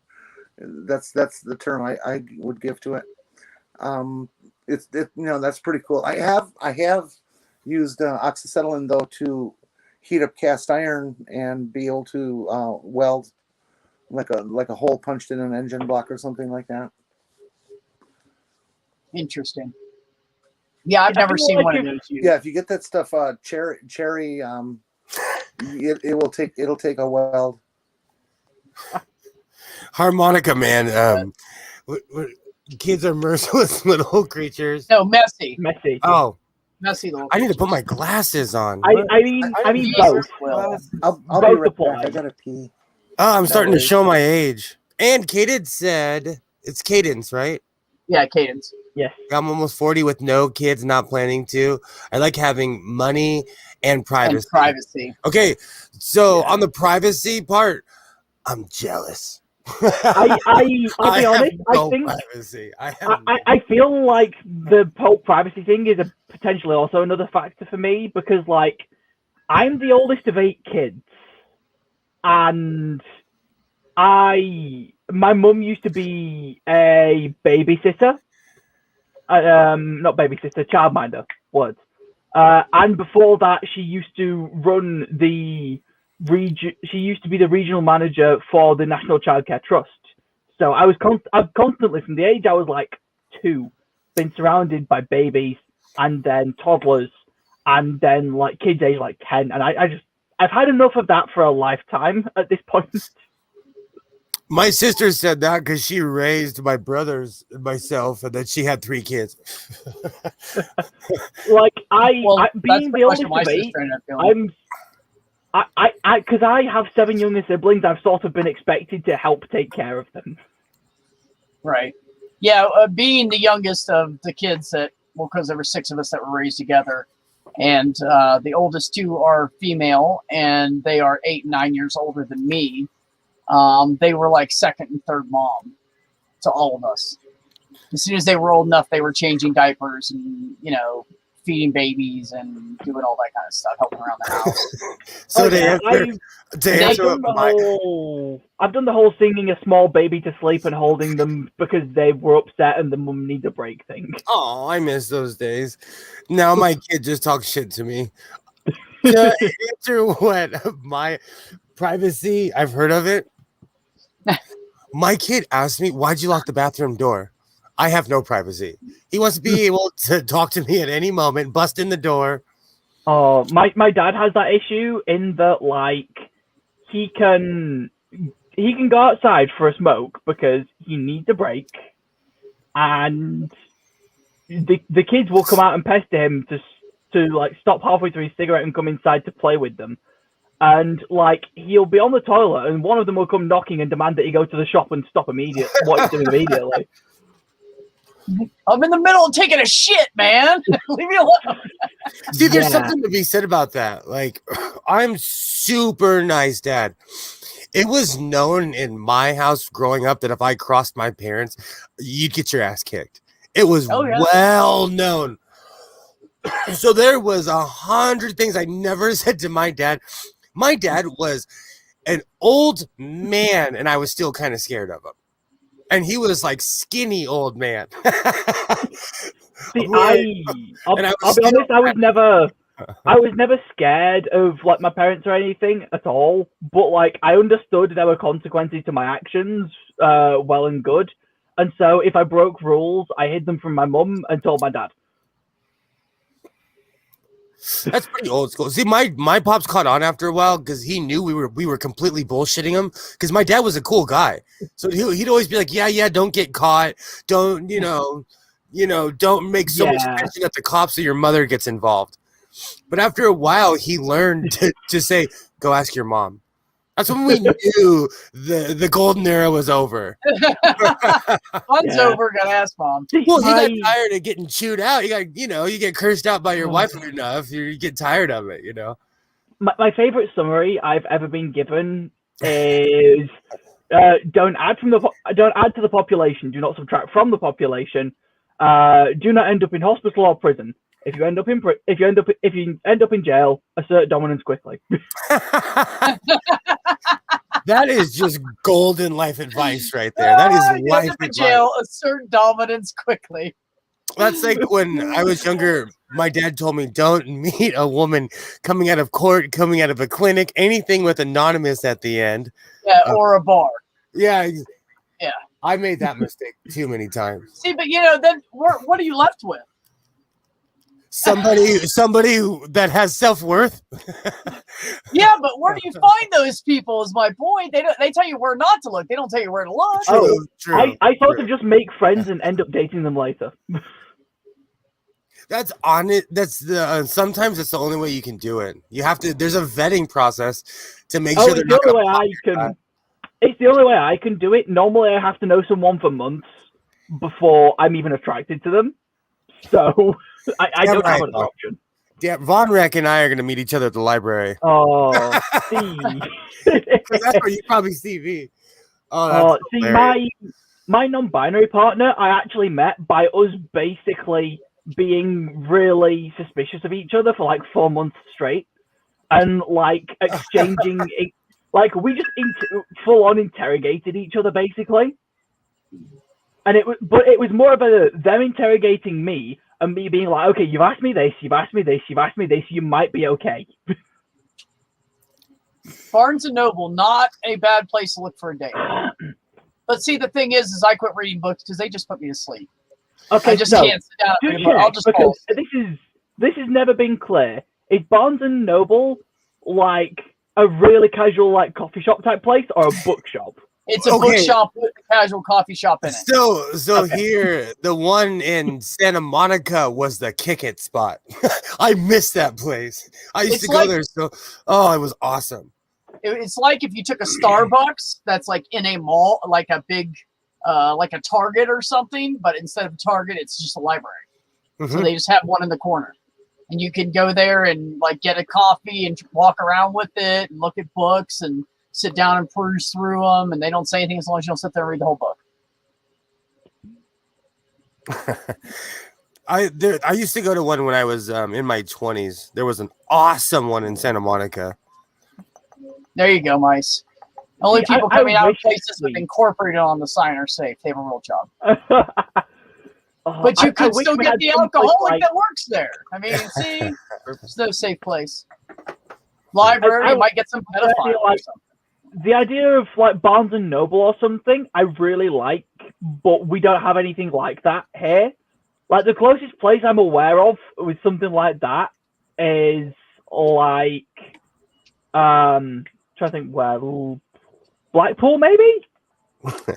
Is that far? Yeah. Well, Yeah, honestly, it would probably cost me £100 to get there. Honestly, Sam, those places are falling apart here because we Yeah. Americans are too lazy to go buy a goddamn book and Exactly. read a book. They're We get all- audio I books will- and Kindle that we have on our device, and we can carry it around with us everywhere, and so we just don't do it. All that shit's folding. It's I kind of will like buy books to read to my friends. Like I've got a few friends who just love hearing me read, and that's a thing that I still need to get around to doing at some point, recording a book. Because I don't know if you guys have actually ever heard my reading voice, but a lot of my friends really enjoy it for some reason. That's awesome. Here in America, we literally have libraries going out of business. I buy old library books. Like I bought this recently from a library that went out of business. I have a bunch of really cool books. But it's a sign of the times because people do not read anymore. You know, when I was a truck driver, I got hooked on audiobooks, and now that I don't drive a truck, I don't even listen to them anymore. But the 1 year, I got really into it, and I listened to 100 books in 1 year. Ooh, that's pretty good. It was exactly 100 books. I I had to round it off, so I listened to one more. this For is the end of the year, I finished it in a week. Oh, you have This is slightly off request. topic. This is slightly off topic. I have just had a notification from Twitter that a Twitter poll I put out, I think yesterday, has ended. I saw that. It was so for anyone who holds that morality is based in suffering, is it less immoral to stab someone if they have less sensitive nerve endings? So 10.9% said yes, 21.8% said no, and the other 67.3% said what the fuck. What the fuck, Sam? Yeah. I almost went with the what the fuck, Sam, and then I just said, you know what, I'm just going to say no because everybody's going to go with what the fuck, Sam. Fair. So there was someone in the chat who asked me to demonstrate my reading voice.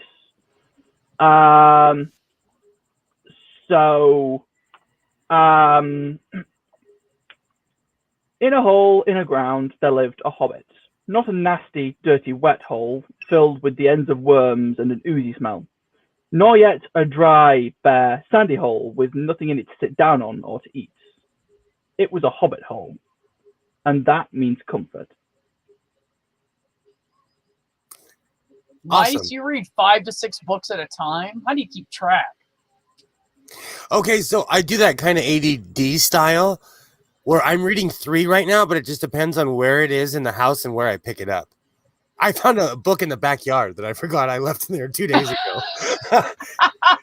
Good thing I'm in the sunny area and it doesn't rain every day. Yeah, It's so- you do that here, it's going to get soaked. And Yeah, oh, also, I bought a hammock. So this is a total 2020 story, but I bought a hammock for my birthday last year, which was in the beginning of the year. January, March, April, May, June, July. I didn't get it until July. I forgot about it. And so when the hammock showed up, I was like, I ordered a hammock, because you order stupid stuff in the middle of the night when you're emotional, and drunk or high or whatever. Yeah, Right, exactly. right. So now I have this awesome hammock in my backyard, and I go in there with the intention to read, and I end up falling asleep every time. So I get these like weird tans on my arm hanging out, or like I just first world problems. Hate me for it. First world problem. It's true. We all have a lot of first world problems around here. But I'm reading this really awesome Stargate book that I found, shocker, at a thrift store. So, Sam, I have a question for you. Do you guys have a lot of charity shops in the UK? Within a 10-minute walk of me, there are 5 charity shops. Awesome. Because at least the money's going back into the community or to a worthy cause. Yeah, a lot of it's like the RSPCA, which is the Royal Society for the Protection of Animals or some shit like that. I don't remember what it exactly stands for. My brain is too tired at 2:30 in the morning to remember that. I'd have to Google. I'm sure the whiskey doesn't help, but still. No. Usually, I mean, it is a depressant and not a stimulant. Is today still First Contact Day? I have to look that up. First Contact Day. Of course, it's on my phone. So today is the day that we meet the Vulcans in the future for all the geeks out there in 2063. So I won't be there. On actual First Contact Day, I will be, I think, 60, something like that. Throw a spear. I'll be 90. Build a So statue. I'll probably have like 2 or 3 years left after that. I mean, based on the average lifespan of my family. You never know. With medical science, we could get our head out of our butts and we could just start living Moses years. They did a successful lung transplant years ago. I'm saving my money up. Instead of buying I love the Restore. I'm sorry, Will, go ahead. No, instead of buying a Ferrari, I'm gonna buy lungs one day. I'm not playing either. I am not playing. By the time you reach that, they'll probably be able to grow you a new pair. That's what I'm saying. I'm saving for that. I've been told a decent first date in Manchester is either the kind of alternative style market or the gay village. I miss swap meets. Do you guys call them open air markets? What do you call them, Sam? It depends on where you live. Yeah. It's just a market. Just a market. We call them Maxwell Street Days. I mean, you might have like an indoor market, but we just have market and indoor market. Oh, okay. That's like see, we call ours the opposite. We call it open air or outdoor, or it's a market. Or flea market. Or a flea market. Or what's the other one?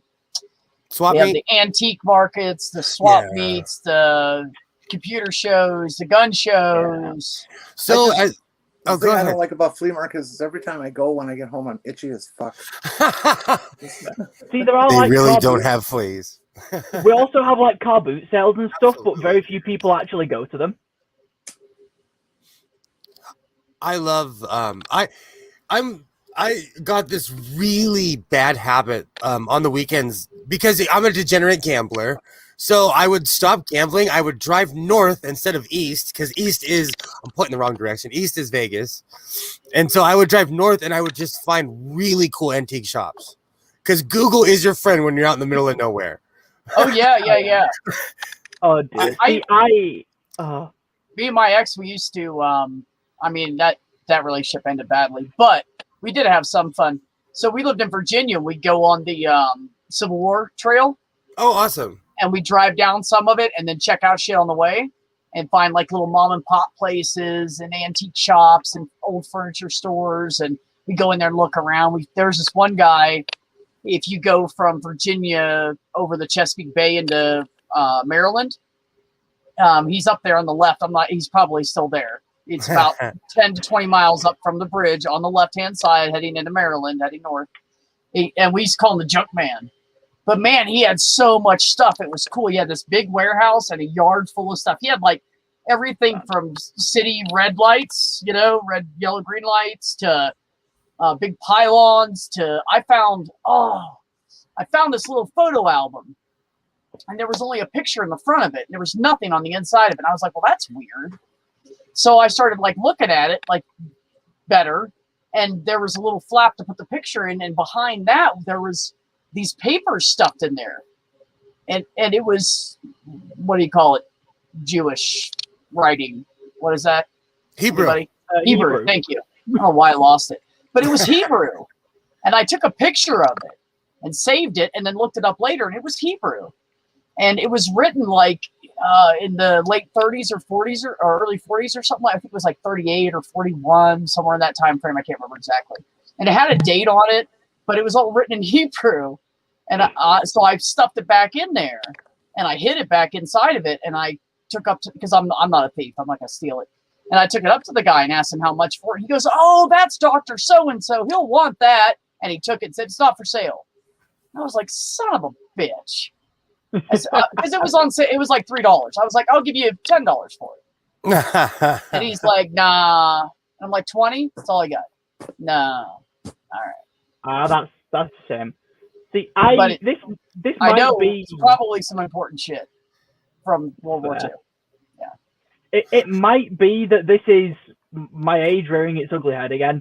But most of the doing stuff with a partner activities that I've had the opportunity to do have been going swimming or going to the cinema or going to the park or some shit like that.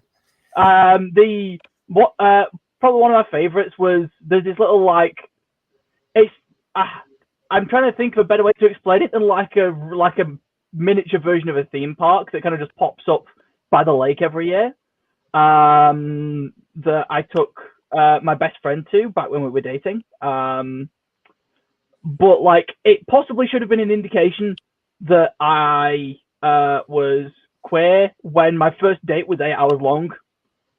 We met up relatively early in the morning, went swimming, watched a film, had some food, went sat in the park for a bit, that all sorts of shit. And then everyone else around me was looking at me like, "Okay, so you went swimming on a first date and it lasted 8 hours. The date. What?" Yeah. Right. And I realized I just kind of opened my mouth and words came out there. Bye, Sarah. Thanks for coming by. Sorry. I'm all up in the chat. I know. I'm just trying to do 3 things at once. Sorry. All of a sudden, I got distracted. I am. I drove to Oregon one time Something to go shiny. to. I literally drove to Oregon to go to a thrift shop, and I knew I only had 48 hours, so I brought a friend. I was like, "When I get tired, you're driving." Sam, is that true? Are you guilty of that? Am I guilty of what? Sorry, my Says Sam just can't resist sneaking that age into every stream. No, it just keeps coming up because it's if I say something and it sounds ridiculous, other people will be like, "What?" And then my age is going to come up, so I kind of have to mention it. It's okay. I was thinking about something when you told me that I'm the same age as your mom, which I'll never get over. I hung out with my dad's friends. They taught me how to ride motorcycles, how to fix them. Don't be offended. Jenny and I are older than Sam's mom, and we're not offended. So, I hung out with people that were way older than me. I mean, and I got in trouble. Fairness. Motorcycles are trouble. Yeah. I'm friends with a lot of my stepdad's friends and a few of my dad's friends, but mostly we just talk nerd stuff, and then they're surprised by how much I know, and then they ask me questions. Or we play D&D, depending. Yes, Cadence, military surplus shops. Okay. I used to go in those places and go to the section where it was kind of worn and the color was a little faded on the stuff, and buy it for work clothes. Get that shit for $10. Absolutely. $10 a pair of pants. And man, you can tear the shit. They will just, it takes forever to destroy some real fatigues. And they're flame resistant. They're all kinds of stuff. They're fun. Military surplus stores are fun. You know, that's how I found my Star Trek uniform, ironically, at a swap meet. I was digging through this big box of clothes, and when I say big, the box was 4 feet tall. So I'm in the box. I'm like literally in the box, and I found a Star Trek uniform, and I pulled it out, and I was just lucky the guy wasn't a fan, because I said, "Oh, I only have $6," because I was lying. I was lying my ass off because I only had $6 in my right front pocket because it was a plan, and he gave it to me for $6, and it's a polyester uniform from the 70s. Nice. When I say polyester, I mean it does not breathe and it's tight. And I'm not talking about the style. It's tight. It's tight. Will, have you ever? You sound interesting. Have you ever tag team car purchase? We used to do it all the time. Me and some What do you friends mean? of mine. You find a car that one of you in the party wants to buy, and you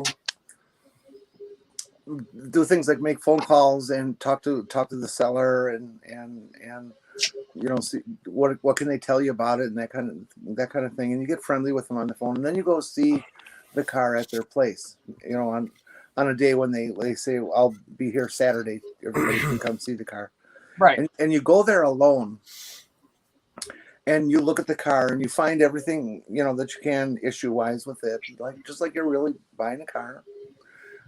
Take pictures if now that we have digital and you can do that, Right. And then you ask about price and you that's too high and blah blah blah, and you leave.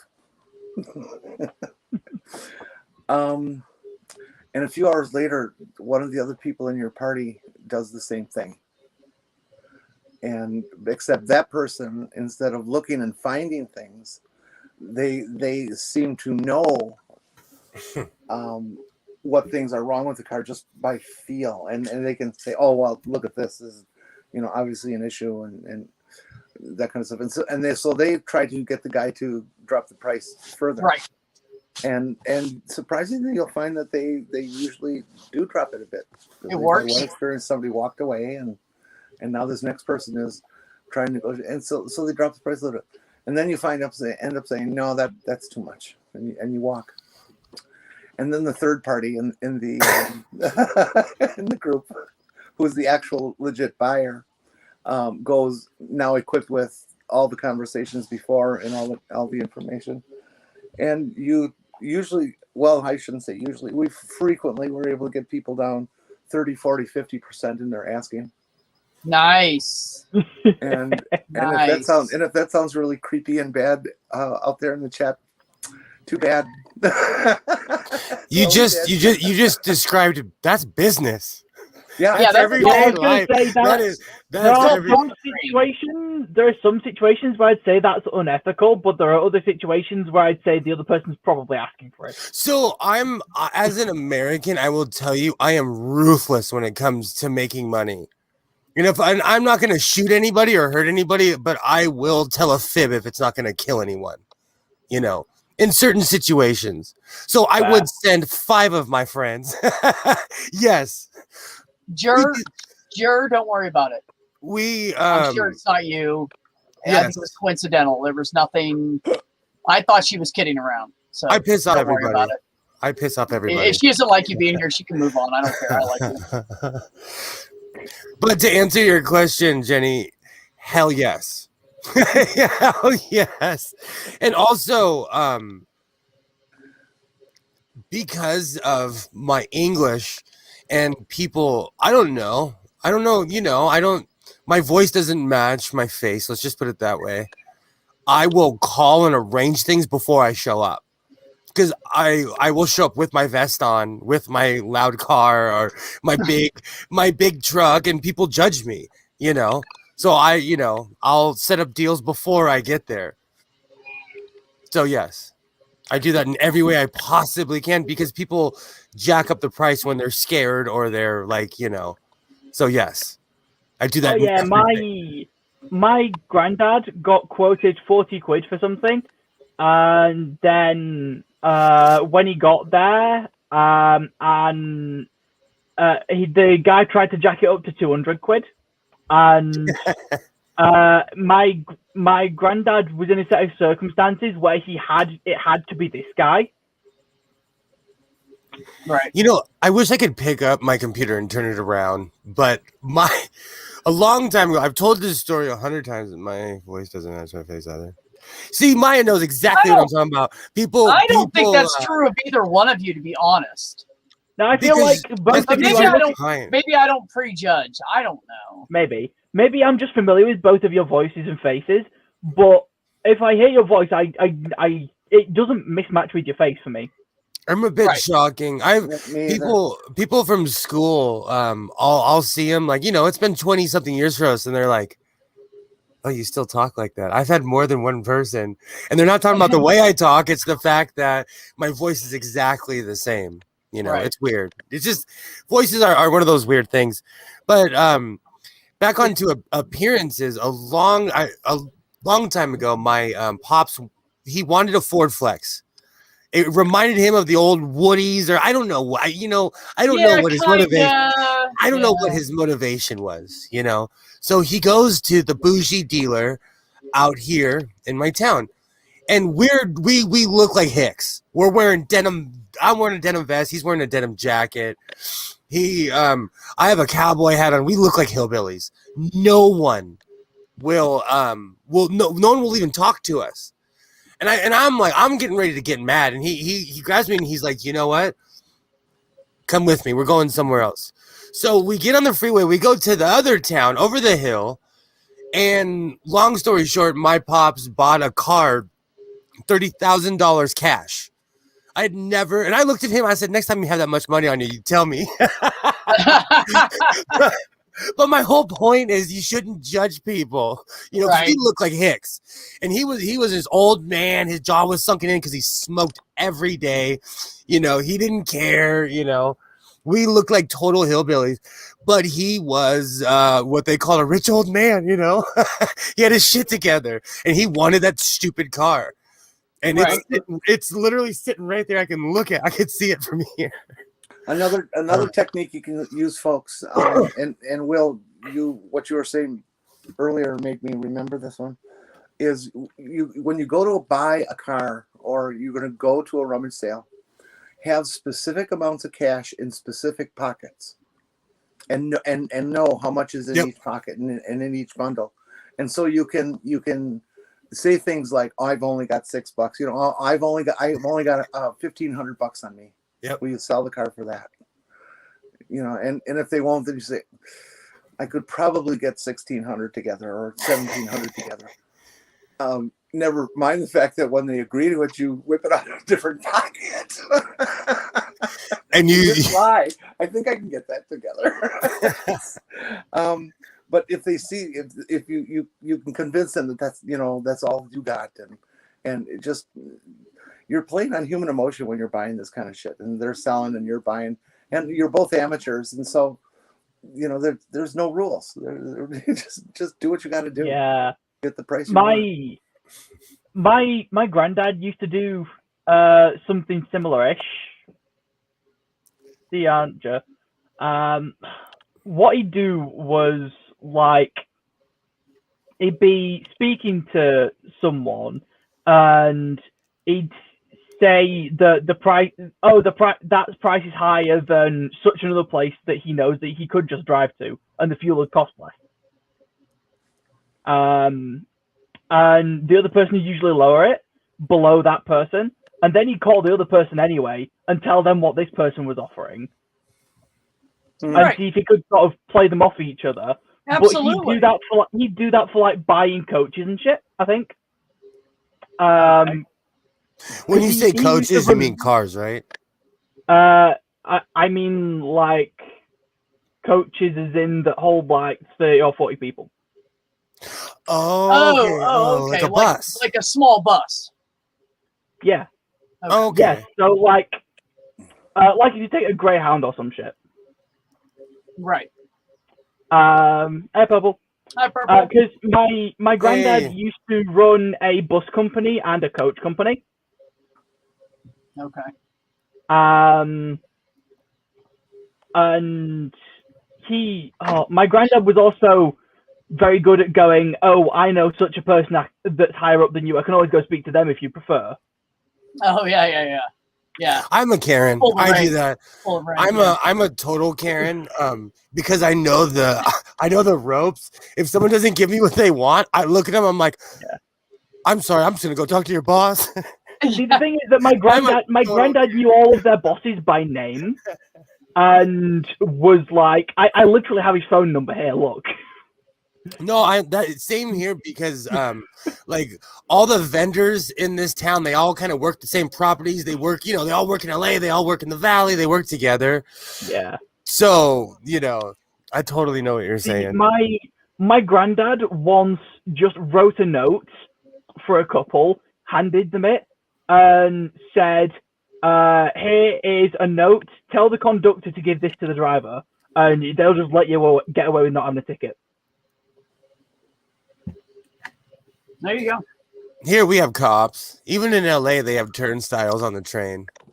Oh, they do now, but they didn't used to, and they still don't in some of the smaller ones. And that was where I saw my granddad do it. And like with rail replacement, my granddad was just like, yeah, get on. Oh, when I was doing rail replacement at one point, my granddad made this joke to like a hippie couple that came up to us and they were like, oh, we don't have a ticket. And my granddad was like, well, I've got half a fish pie here. If you eat that, you can just hop on. And they looked shocked and horrified because the pair of them were vegan. And my granddad was like, no, I'm kidding. Get on. You know what? Because I'm willing to help people and I'm nice, people are shocked when you help them. Like I pulled over to help. Like you're crazy. Yeah. What do you want? Trying to help you. What? Oh yeah. And it depends on what neighborhood you're in too, but I have friends who have said to me, but why are you friends with me? I don't do things for you. And I'm like, and? Right. I saw this guy. I was going into a Dollar Tree one day, and I pulled up and parked. And when I walked in, I was in there for probably a good 20 some odd minutes.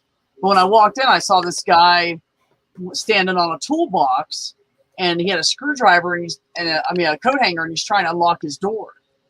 So I looked over at him and kind of noticed everybody's just walking and driving by him. Nobody's saying anything to him.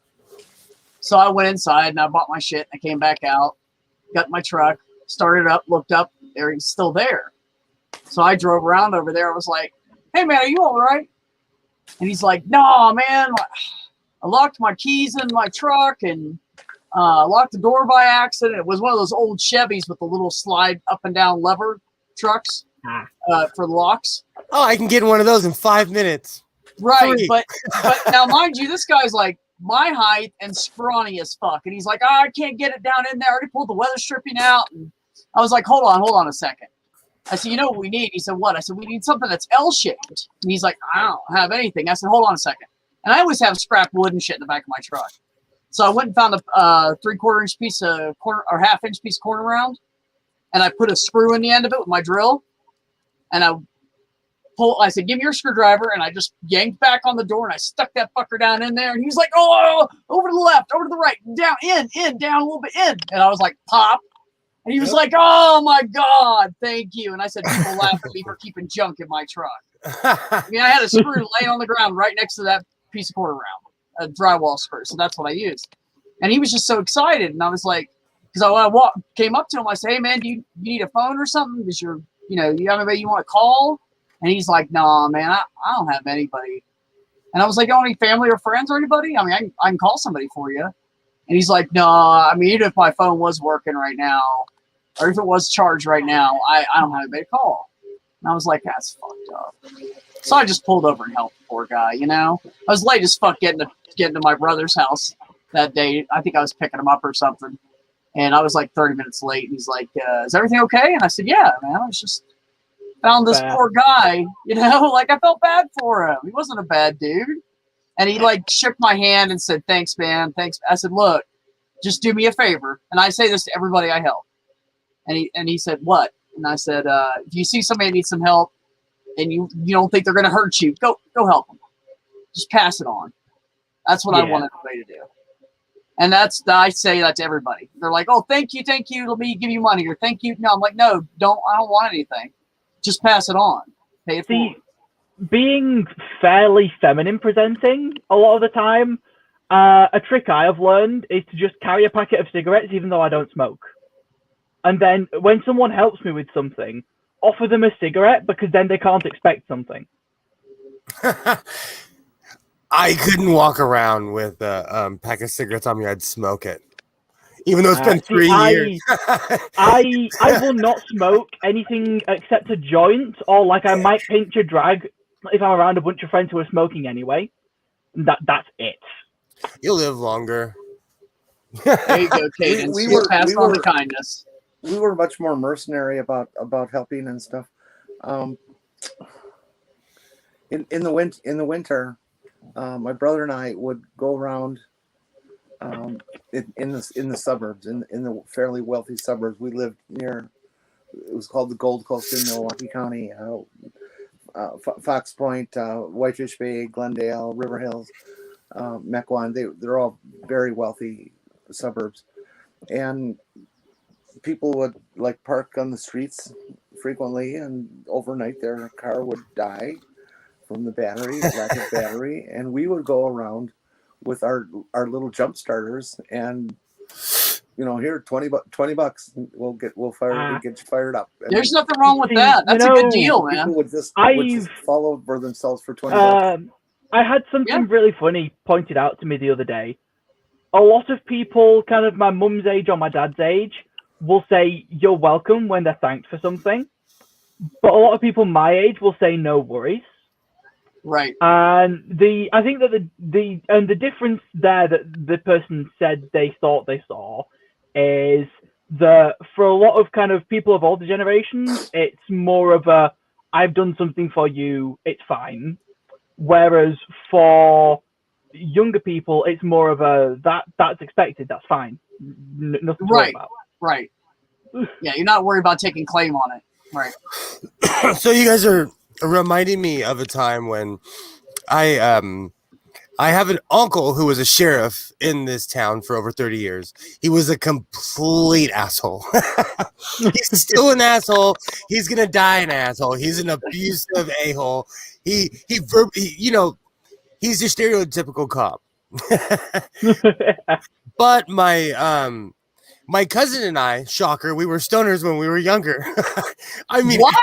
I know. Will, you smoked pot? Get off of my screen, man. We were Really? hapless. Shock horror.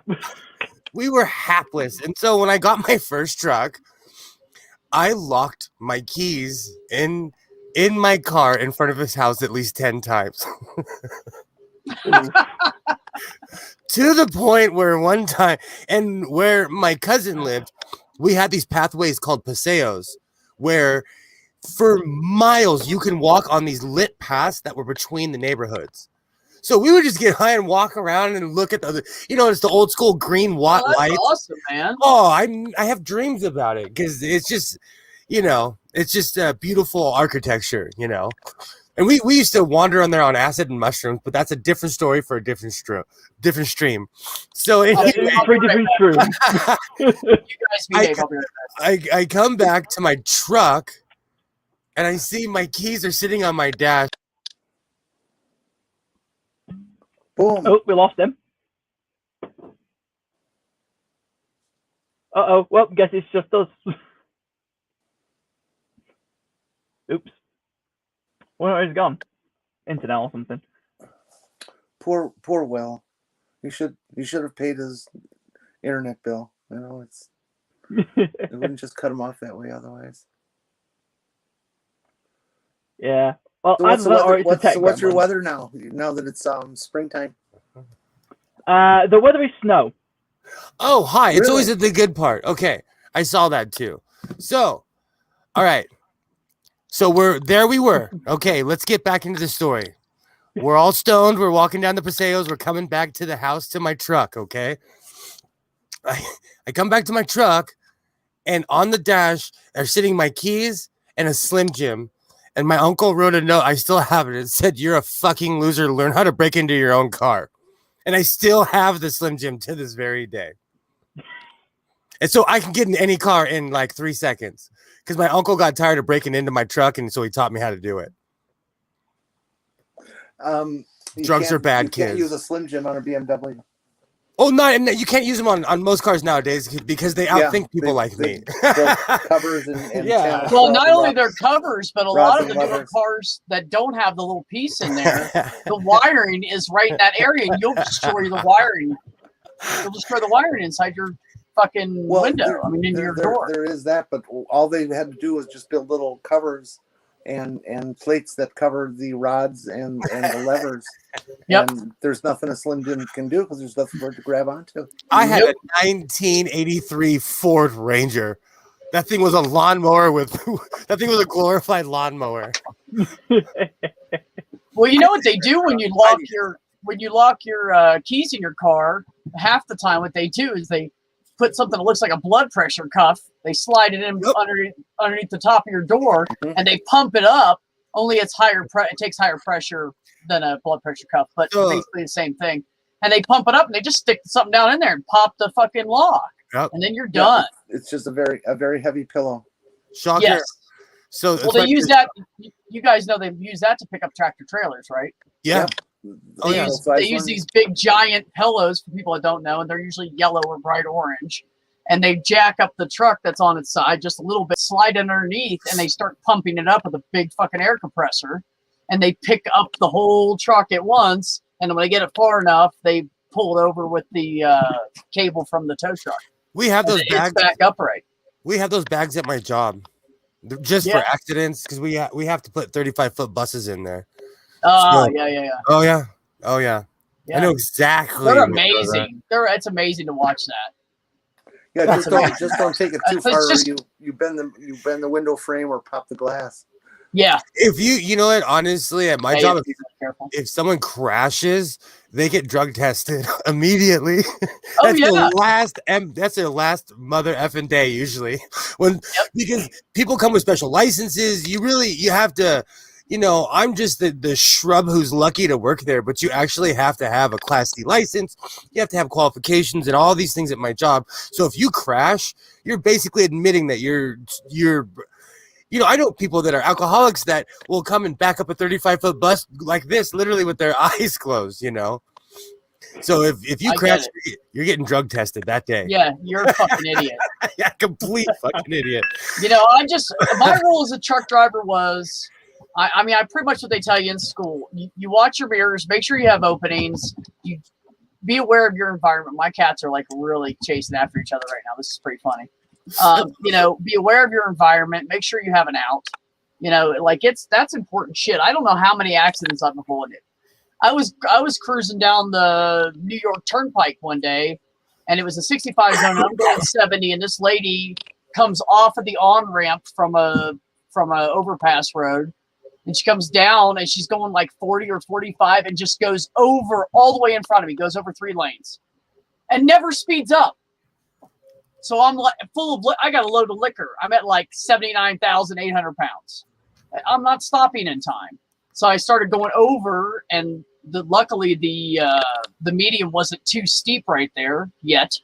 And I went over and I just took out a bunch of fucking reflectors. And if I was going to hit her, then I was just going to go ahead and put the truck in the median, because I would rather wreck my truck than hurt someone. I'm not doing it. So I was just about to do that. I saw her in her mirror. She was driving a Chevy Malibu, and the whole back of her car, I couldn't even see her back window. That's worst. That's how close I was. Her back window was gone. And so I'm like slamming on the brakes. I'm steering over this way, and I see her in the mirror go, oh! And she hits the gas and takes off. And then I came back over, and I got back on the road okay. And then some other truck drivers were like, hey, Kane. I was working for Kane is Able. Kane, are you okay? And I was like, yeah, man. Motherfucker, son of that fucking bitch. They're like, dude, I saw it. I'm on her. So they weren't limited. They were owner-operators, and there was 2 of them in flatbeds. And they chased up and pinned her in. They were like, what do you want? You want to push her off the road? Because they were pissed, dude. They saw the whole fucking thing. They were coming up on the right. And she cut right in front of them and did that shit to me. So they saw the whole thing. So I said, no, give me a license plate. Because I had to report that damage to my company. I needed a reason why that happened. And amazingly enough, this is what's crazy.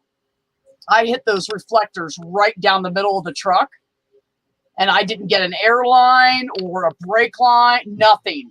It bent in the front metal part of the bumper like that, deep and about that wide. That was it. No other damage to the truck. It was fucking amazing. There's no way I could have done it better. Literally, I'm gonna brag on myself. It was pretty fucking amazing. Have you ever seen anyone use the runaway ramps? I have came up on people that had just stopped. That's crazy. And we're like, they're getting out of their truck, and the truck's buried. All the wheels are gone, and it's gravel up to the bottom of the truck. That's how they stop it. I've smelt it. Sand and gravel. Well, it depends on what state you live in. They change what. Some of them use a sand gravel mix. Some of them use mostly sand, but it's usually some combination of sand in there. That's what we do at racetracks. Pea gravel. Yeah, pea gravel works great. You'll see Damn great. race car. Yep. That's what they have it here. And then after they pull the truck out, you'll come back around and you'll see them with a bulldozer putting the rock up there from where they drug it out. It'll all be drug out by the road, and they'll put it back and leave it loose and wait for the next truck. So this is a total corporation question, and I know you probably don't watch television, but Bally's TV? No, I'm kidding. Bally's, the corporation bought out the rights to Fox Sports, or other way around, you know. The gym? That's what I said, but all my sports channels are now Bally's something except for the Dodgers, because the Dodgers are privately owned and they have their own channel. That's weird. It is. It's just. And why would any fitness center have that much money? Bally's is an entertainment company. That's what I'm probably thinking. But I think this is all a ploy, because at the end of the real season, because we didn't have a real season last year, but basically a year and a half ago, at the end of hockey season on our local channel, it said, if you don't want Disney to own every sports team in town, stop buying their products. Right.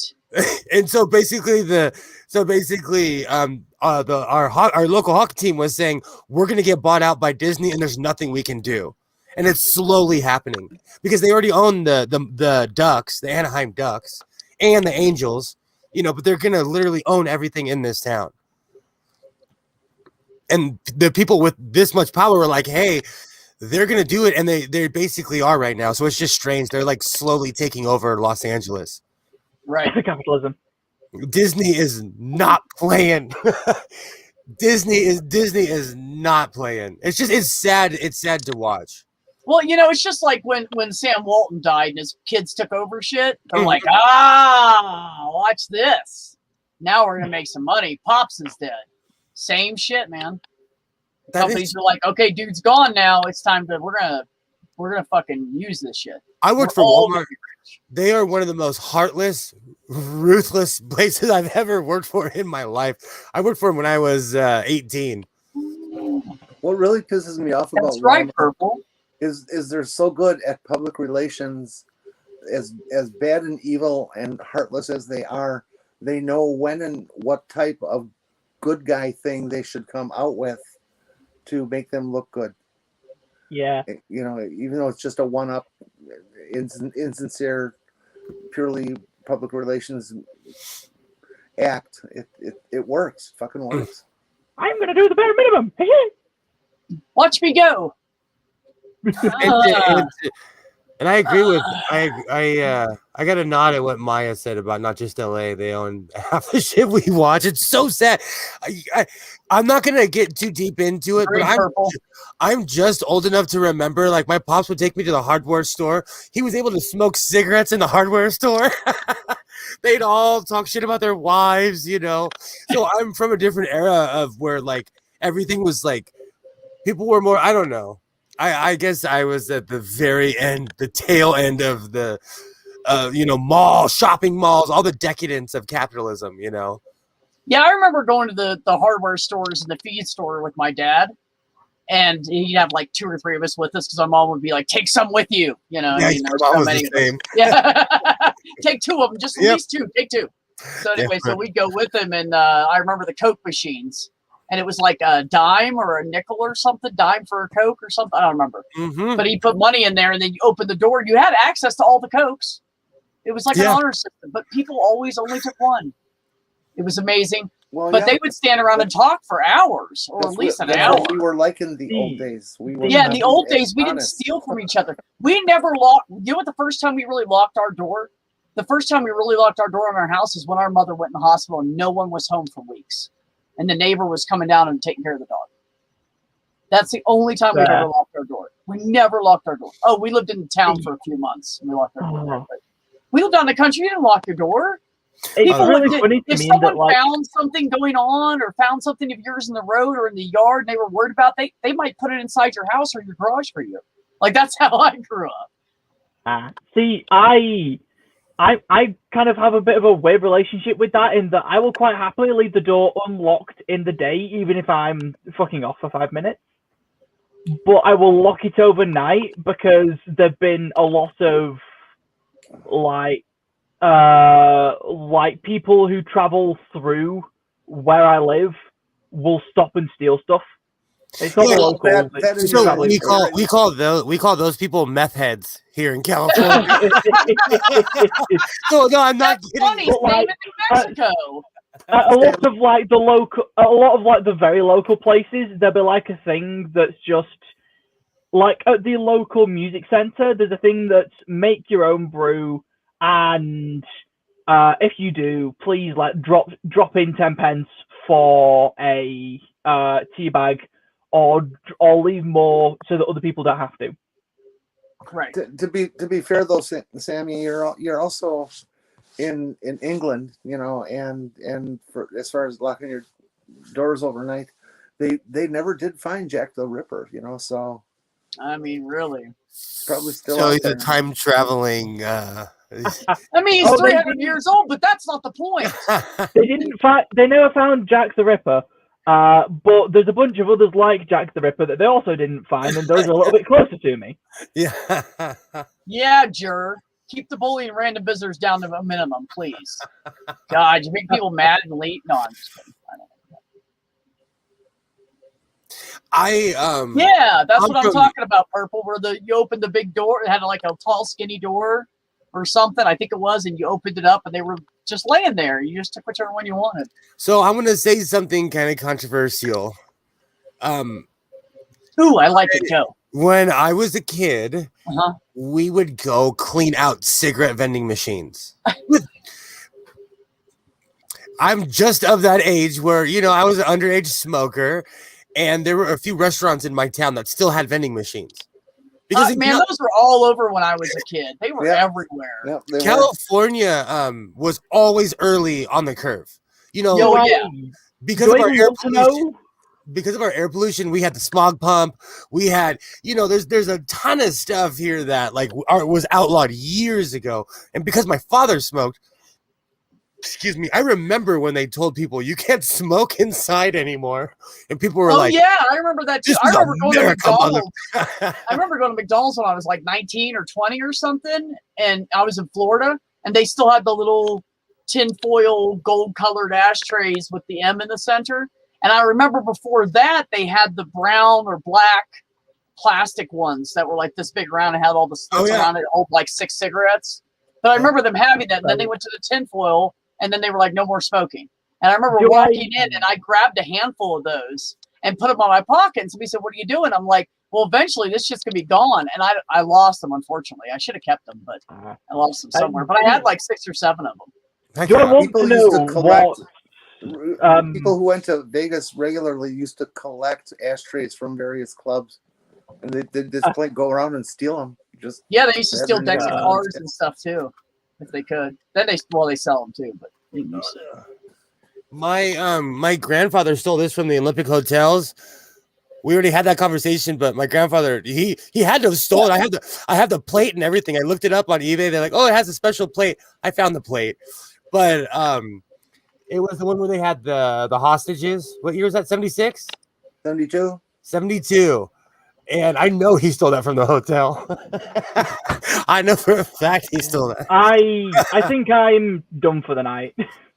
Are you, Sam? We'll go. It's like what, Yeah. 3 a.m. or something. Yeah, go rest. But thank you for coming on. You know, I Yeah, it's been appreciate fun. Before I go, I'm going to quickly mention that on Wednesday we've not determined a distinct time yet, but in the afternoon in the US, we're going to be premiering the first episode of Pub Religion. Cool. Which I've explained like at least a dozen times on this show alone, so I'm just going to presume people know what it is.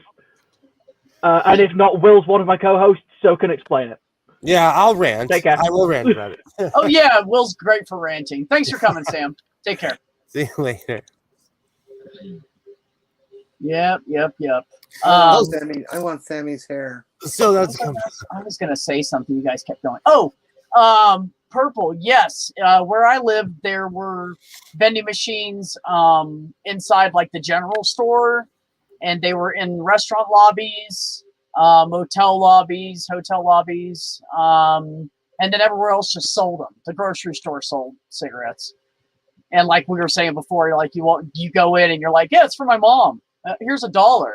Like we found $20 on the street one time, and we had like 3 packs of cigarettes and like 4 6-packs of beer, and we had money left over. We went and got some pizza. Like it was ridiculous. Shit was so cheap back then.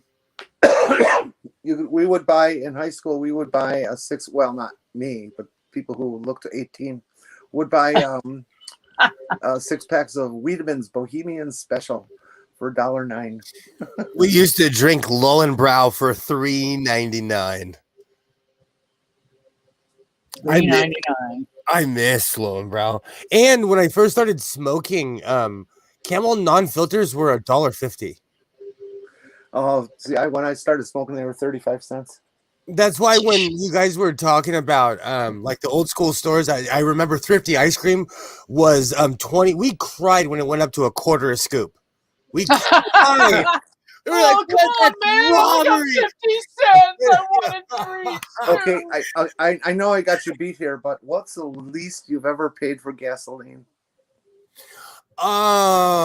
See, I'm from 73 California cents. though, so it's always been like when I first started driving, it was 95 cents, and they like people were riding in the street. 73 cents, and I was taught how to pump gas, and I was like 7 or 8 years old, and I had to like count out the gallons for the money and blah blah blah blah blah, and they made me take the money in. It was 73 cents a gallon. It was my mom's car. I had I've never seen it. I had a what's it called? A Ford Ranger, like the crappy Ford Ranger I was talking about. I fixed that thing up, but for $5, I would get change back. It would fill my tank, and I would get change back, you know. And I could go to LA back and forth like 10 times. Gas is outrageous now. It's like $5, and I drive a lot, and I'm telling you, when you know, I keep talking about it, so I might go to Vegas. You do talk about it. No, you know why? It's because before COVID, I would go every weekend just to go hang out. How far is it for you to Vegas? Smashing on the road, it's like 3.5 hours. 3.5 hours.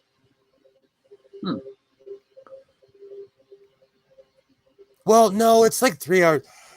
Alexa, how far is Las Vegas from Los Angeles?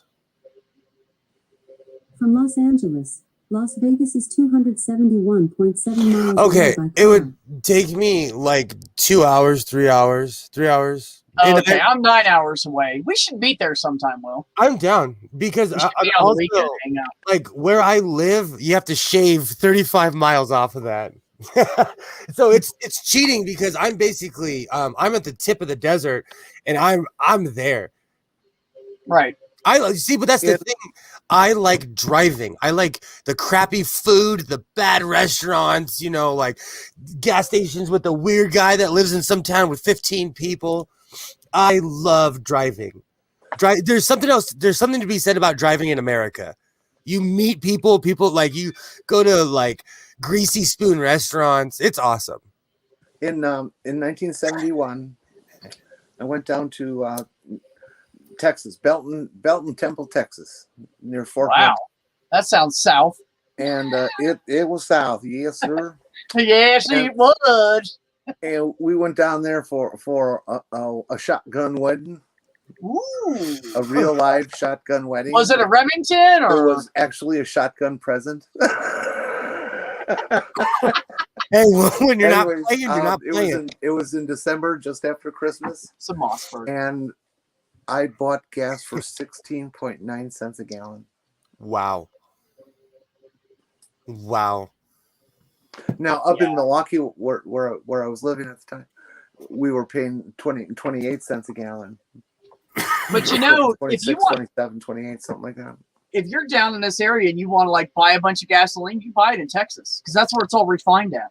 That is literally the cheapest place to buy gas. It's just like going to North Carolina to buy tobacco products. You're going to get the cheapest we bought cigarettes. a baker's dozen, 13 McDonald's hamburgers for $1. Just the regular cheeseburgers or hamburgers? No, just plain hamburgers, no cheese. Wow. 13 of them for $1. A baker's dozen of burgers. That's crazy. You're bringing me Never back. thought of that before. When I used to walk home in junior high, that was like my first like taste of freedom, where like no one was watching. You know, there was a vending machine that had sodas for 20 cents, and then like I said, we cried when it went up to $0.25. And now everything is Disneyland prices because I take my son everywhere. Every vending machine is like $2 for a soda. Well, yeah, of course. Yeah. Which is insane. For the same thing, you can go to the corner store and pay 79 cents for, Oh, yeah, well, yeah. You could. if you're not stuck, yeah. Well, convenience will get you, man. Convenience will kill you every day. I go to the museum around here a lot, and even at the Getty, and I'm going to call you out, Getty. I'm calling you out. They At LA Getty. Their vending machines are like $3-4 for a soda. For like a tuna sandwich, it's like $6. One time, I was in the cafeteria. I'm a single dad, so I give my son whatever he wants. The price came out to like $27, and I blurted out, I was like, "This is not Disneyland." Because once a year we go to Disneyland, and I spend like $100 on food, just on food. Because a pretzel's $12, Oh yeah. A drink is $8. Like they're insane at Disneyland. They know you're captured and they search you. So you can't bring stuff in because they fully search you.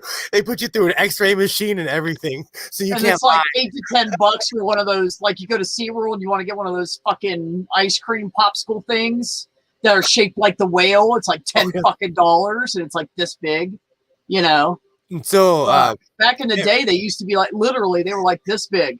They were huge and bigger than like an iPhone, and they were like $2 or $3. And I guarantee you they're 10 now. was like, oh, we used to buy 5 loaves of bread for $1.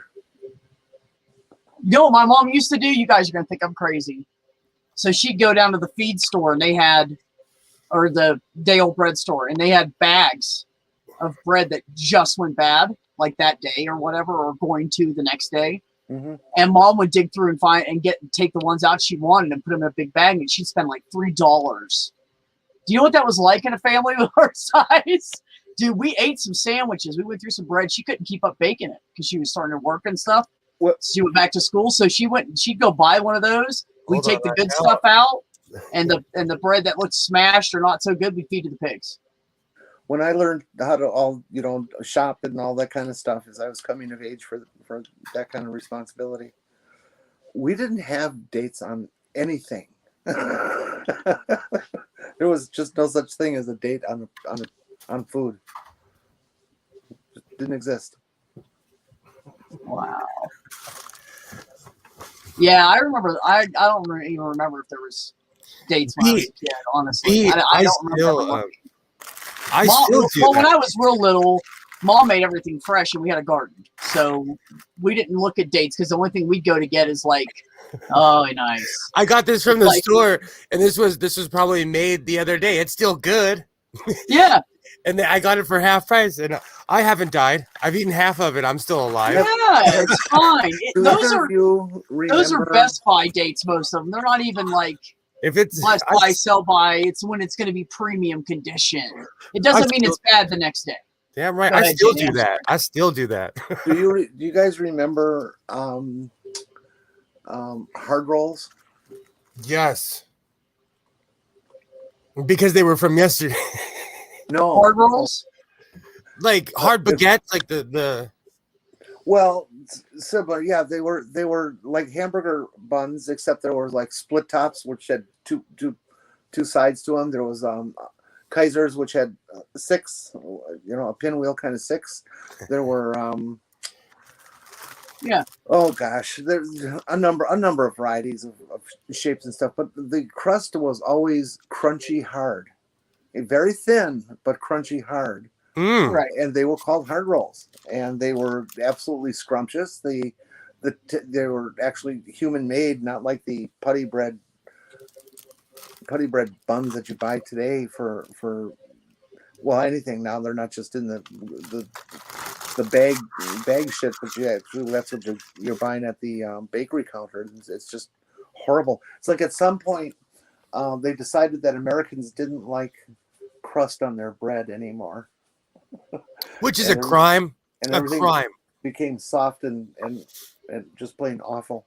Now you're reminding me of the sourdough bowls in San Francisco. Oh man, I love sourdough bowls with the soup inside of it. Oh, broccoli cheese is the best to put in one of those fuckers. and Oh my god, I'm obsessed with seafood, so I'd always get like clam chowder or clam lobster chowder. bisque or something. Yeah, anything that's thick and like creamy is good in that. Oh damn it, I gotta go soon. I'm hungry now. The second you said like hard bread, it made me think of that. Sourdough bread bowl. Oh, yeah. That is shit. I went there wearing a Dodger hat. I almost got shot over a sourdough bowl. I was young and I didn't realize what rivalries really were. But now I know. I have learned. I learned like and it's a laughable thing, but like you wear certain colors somewhere, you better be able to defend yourself. And in San Francisco, there's a stupid rivalry between the Giants and the Dodgers. And no one I know was alive when they were in New York. No one. My mom probably was, but I'm just saying, like nobody was, So, I think it's done when people have sports rivalries from something that's from 100 years ago. I remember Don Drysdale. Don Drysdale is awesome, absolutely awesome. Of course, I remember Henry Aaron playing for the Milwaukee Braves too. So I'm fucking old, way fucking old. So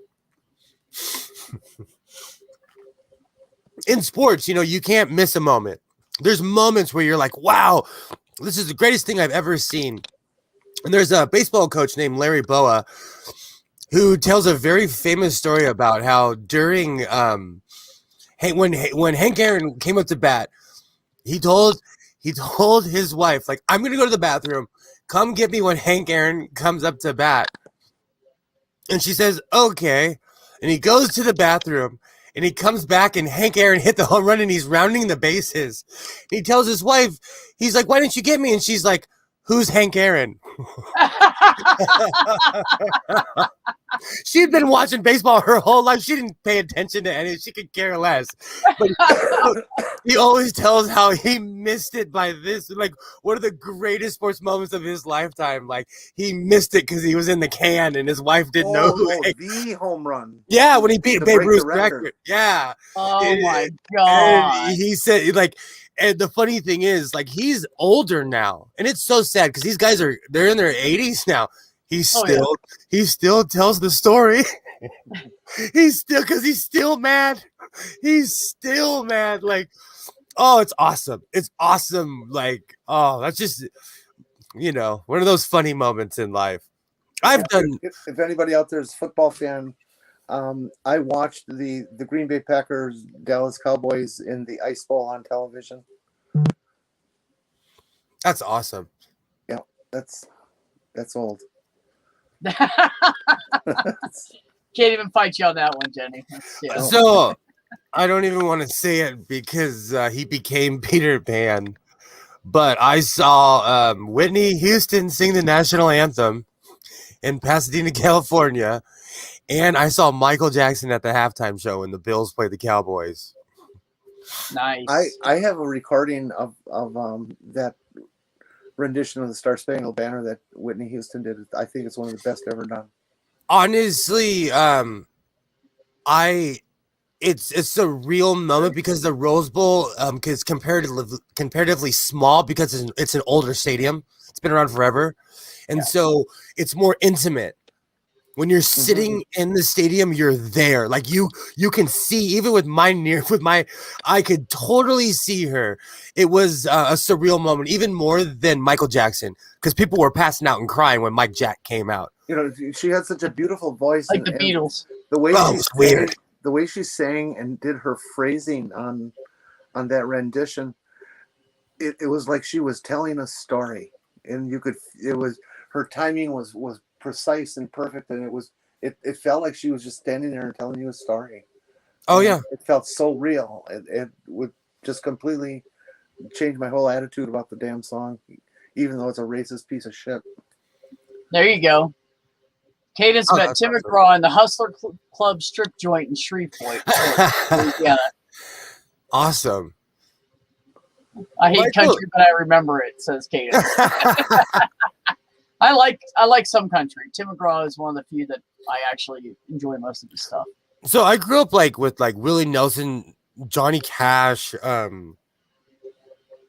Johnny Horton. Like my dad listened to some really Conway Twitty, like the real hate-filled hillbilly stuff, or The Dog Died, The Ford's Dead. My mom always listened to Dolly, Kenny, and John Denver. Oh, John Denver. John Denver makes me cry. Yeah, John Denver makes me effing cry. I have a bunch. I'm like pointing like you guys know where everything is. Oh yeah, up there. That's right. I remember singing that. Will. That's up the street. That's east. That's west. That's up the street.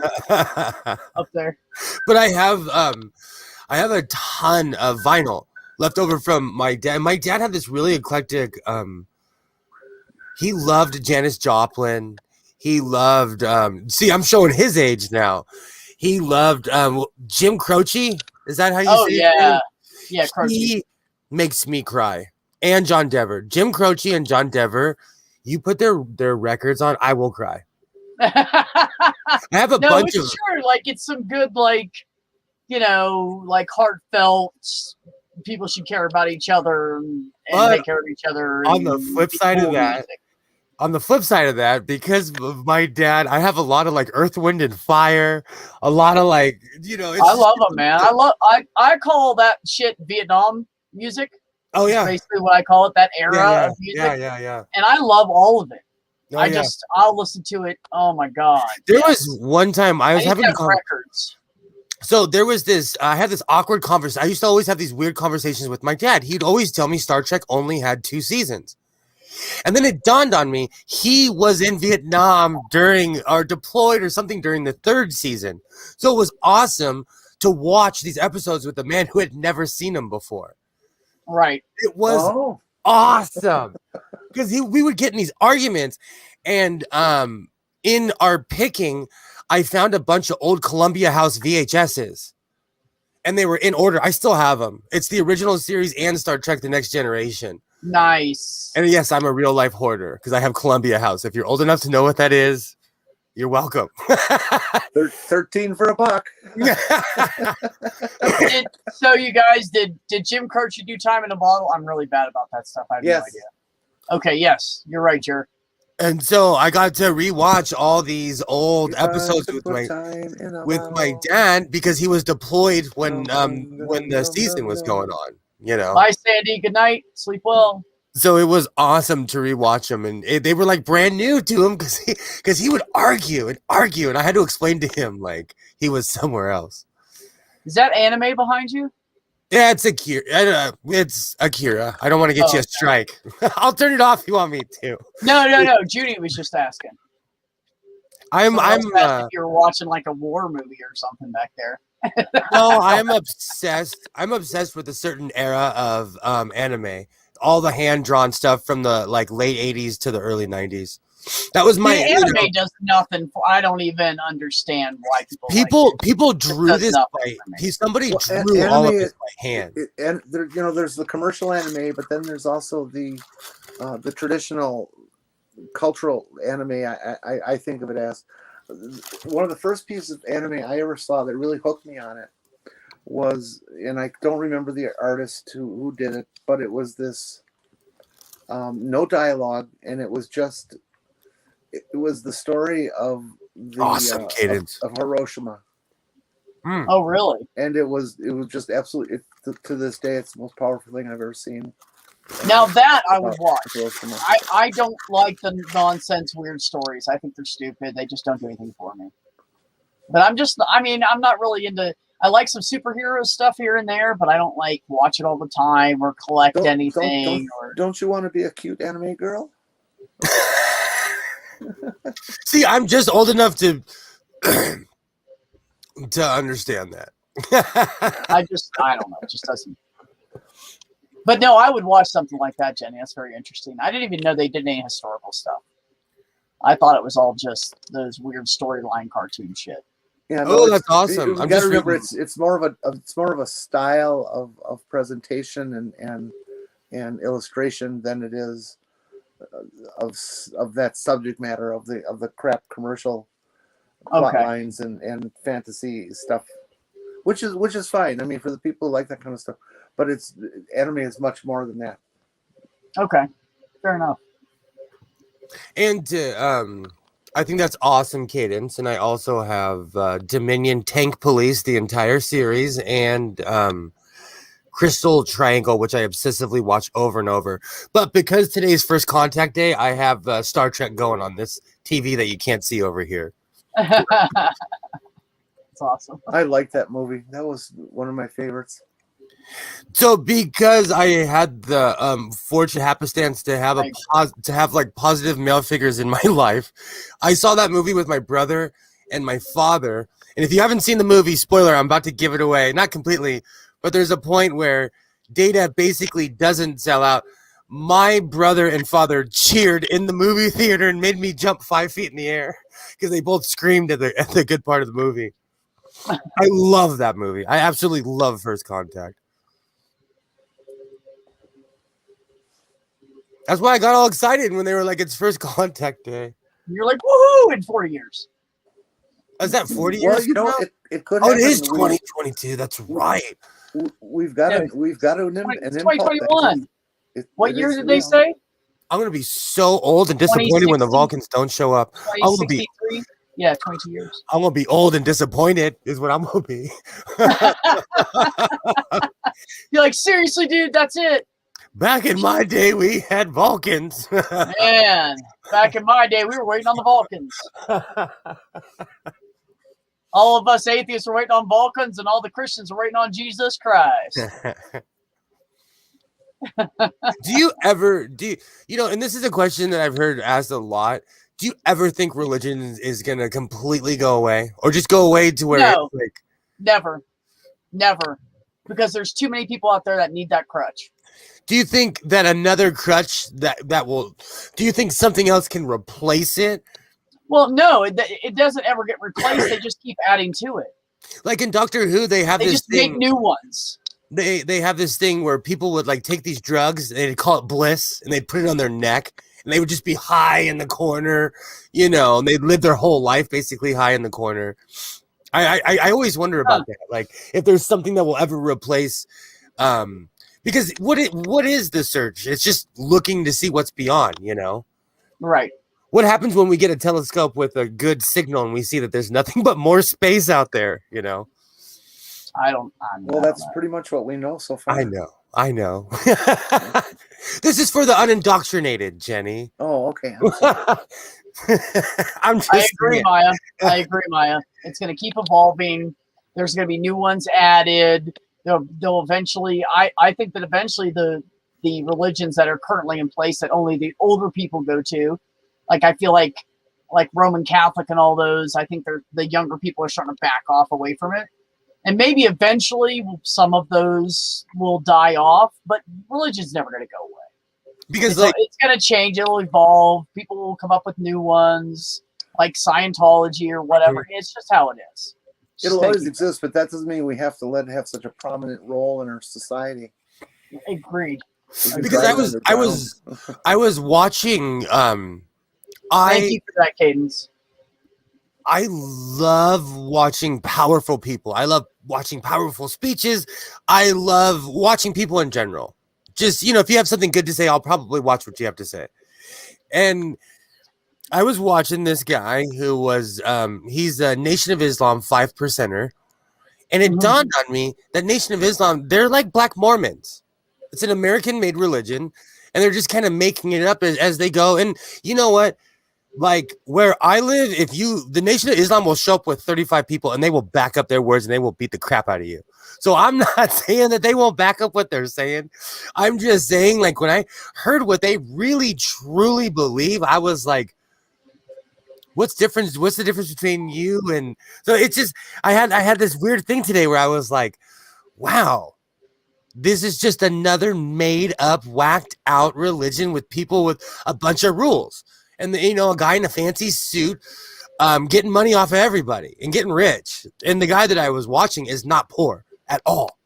He is a rich man, heavily subsidized. So Cadence is saying that we'll not only see Jesus on toast, but we will see it in dog spots. I've seen that. I've seen a picture. Jesus. It just so it got me thinking like when are we gonna stop making shit up just because we don't know the answer is my whole thing. Like, right. I like watching this stuff because I don't believe in any of it. So I go back as an adult and I'm like, this is just insane. This is just completely insane. And I'll respect it. I'm not gonna trash it too hard, but like I just know as a species, when are we gonna stop being scared of the dark? I don't know. And I don't know when people are going to accept science, and I don't know when people are going to realize that our bodies run off of certain things like water and electricity, and when that shit stops and the oxygen stops, we stop. Yeah. Oh, I tell my son that all the time. Like, what happens when you die? Nothing. You're dead. I'll tell my son all the time, like, drink a bottle of water. We're freaking like plants. We're like house plants. Drink some water. Oh, my freaking girlfriend says that shit all the time. But it's true. Like, there are just certain we'll things say that for now. But it's just insane to me, No, I know. We make up things in our head. We're still scared of the bushes rattling, is what I'm trying to say. All these millions of years of evolution, and we've gone to the moon and blah blah blah, but we're still scared of of literally what's right next to us. It's just the strangest thing to me. The bad thing about it is now we have these religious kind of based organizations popping up from conspiracy theories, and it's happening, and it's always happened, but now it's happening more. If you want to go, of them. If you want to go, it's just a different kind of cult. Exactly. That's all. And if you want to go, cult. I agree with you 100%. And if you want to go full circle, like when you make people believe in religion and stuff like that, it's easier to say that we're different. Oh, like a place like Arkansas where they're trying to make being trans illegal, or like in other states where they're attempting this bullshit, Yeah. It's easy when you dehumanize somebody, Well, that's the key. That's what the parties do to each other. The Republicans make us sound like we're going to take guns away and we're just a bunch of bastards and we have no feelings. And then the Democrats do the same thing to the Republicans. People do that all the time. Religion, anti-religion, people, doesn't matter. Any two opposing groups, they're going to do that. It's just people that, like, I consider these people atheists because basically what they're saying is the power's within you. And then I was just... It took me back that people need a crutch that much. And I understand, like, I need the guy at the grocery store. I need I need the people who work in the city to go to work every day. They need me to go to work every day. I get it. I get that. But beyond that, I did the whole need to know what's beyond is BS to me. Right. And the fact that we kill and hate each other because of it, it just seems insane to me. Oh no, it absolutely is. And lately, I mean, understand that it's not that I don't wish that I could believe there was like a God or something that's going to come take my ass and I'm going to live a better life and I'm going to be in heaven and everybody I care about is going to be around me. Fuck yeah, I want that. I just don't believe it's going to happen. Yeah. You know, I would love to have that. I would love to be able to believe some kind of shit like that. So my life would be better, or I'd be less stressed about that, or less worried about death, or less sad because I get to see my family again. I told my brother, God, I hope he's right. It would be amazing if he's right. Exactly. I just can't get there to believe it. You know what's so funny? Do you know what's so funny? I say the opposite end of that because I'm cynical. I always tell Christians all the time, you better hope that shit's not true. Because most of y'all are going to hell. Like, you better hope all that stuff is not true. No, but I agree. It's so strange to me. Most people find the idea is no one in control. Exactly, Purple. I find comfort in knowing that I'm less than a little speck of dust. I mean, really, it's true. We are nothing. Yes, I take comfort in that. It makes me feel more free. You know, it's weird. It's hard. It's not even hard to explain. It's just I've shed a lot of the crud that I used to believe, and it's just more of a freeing feeling. Right. And yes, Tubian. Absolutely correct. I'm sorry, Jenny. I'm sorry. I'll put it back up. I just see a lot of people I respect looking for I don't know what to call it, a spiritual crutch, a crutch they need. Like, you should read that one too, Jenny. If I ever get that lonely, I'm just gonna buy a hairless cat. Yeah. I'm serious. I'm so serious. Yeah, there you go. No, I mean, I don't know. People just, I think for some people, maybe science is a crutch too. I'm sure it could be, so they can adamantly denounce religion or whatever. And I don't even have a problem with the idea of people believing in a God or whatever. I have a problem with religions because they're cults. That's what I have a problem with. When you tell people it's okay to go kill people because they believe in a different God than you, there's a fucking problem there. And even in not in a low level, but I've known people, every kind of disorder you could possibly think of, every kind of, everything you could think of, it gets reinforced in a church because it tells you have to be to this standard, which, spoiler, it's unobtainable perfection. Religion is unobtainable perfection. Right. You have to act like this or do this. No, you shouldn't have to starve yourself, cut parts of your body, eat certain foods, certain times of year, Right. Exactly. But I've been on my whole, I'm over this kick. And it just shocks me how many people need a crutch. And don't get me wrong, I do too. I just have different crutches that are in this physical world right here, right now, There you go. There you go. We all have crutches. Hi, Renee, or however the hell you say your name. And Dick, what's up? Hey, Dick. Hi, Renee. Name. I'm just trying not to. My whole thing is not judging, Yeah, I really try not to. I truly do. It's hard. I used to look at everybody that was of some religion and just go, man, you're weak. You're a weak bitch. Because that's all I could think about with that crutch. But then I got older and I thought, well, hey, if you need it, you need it. Go for it.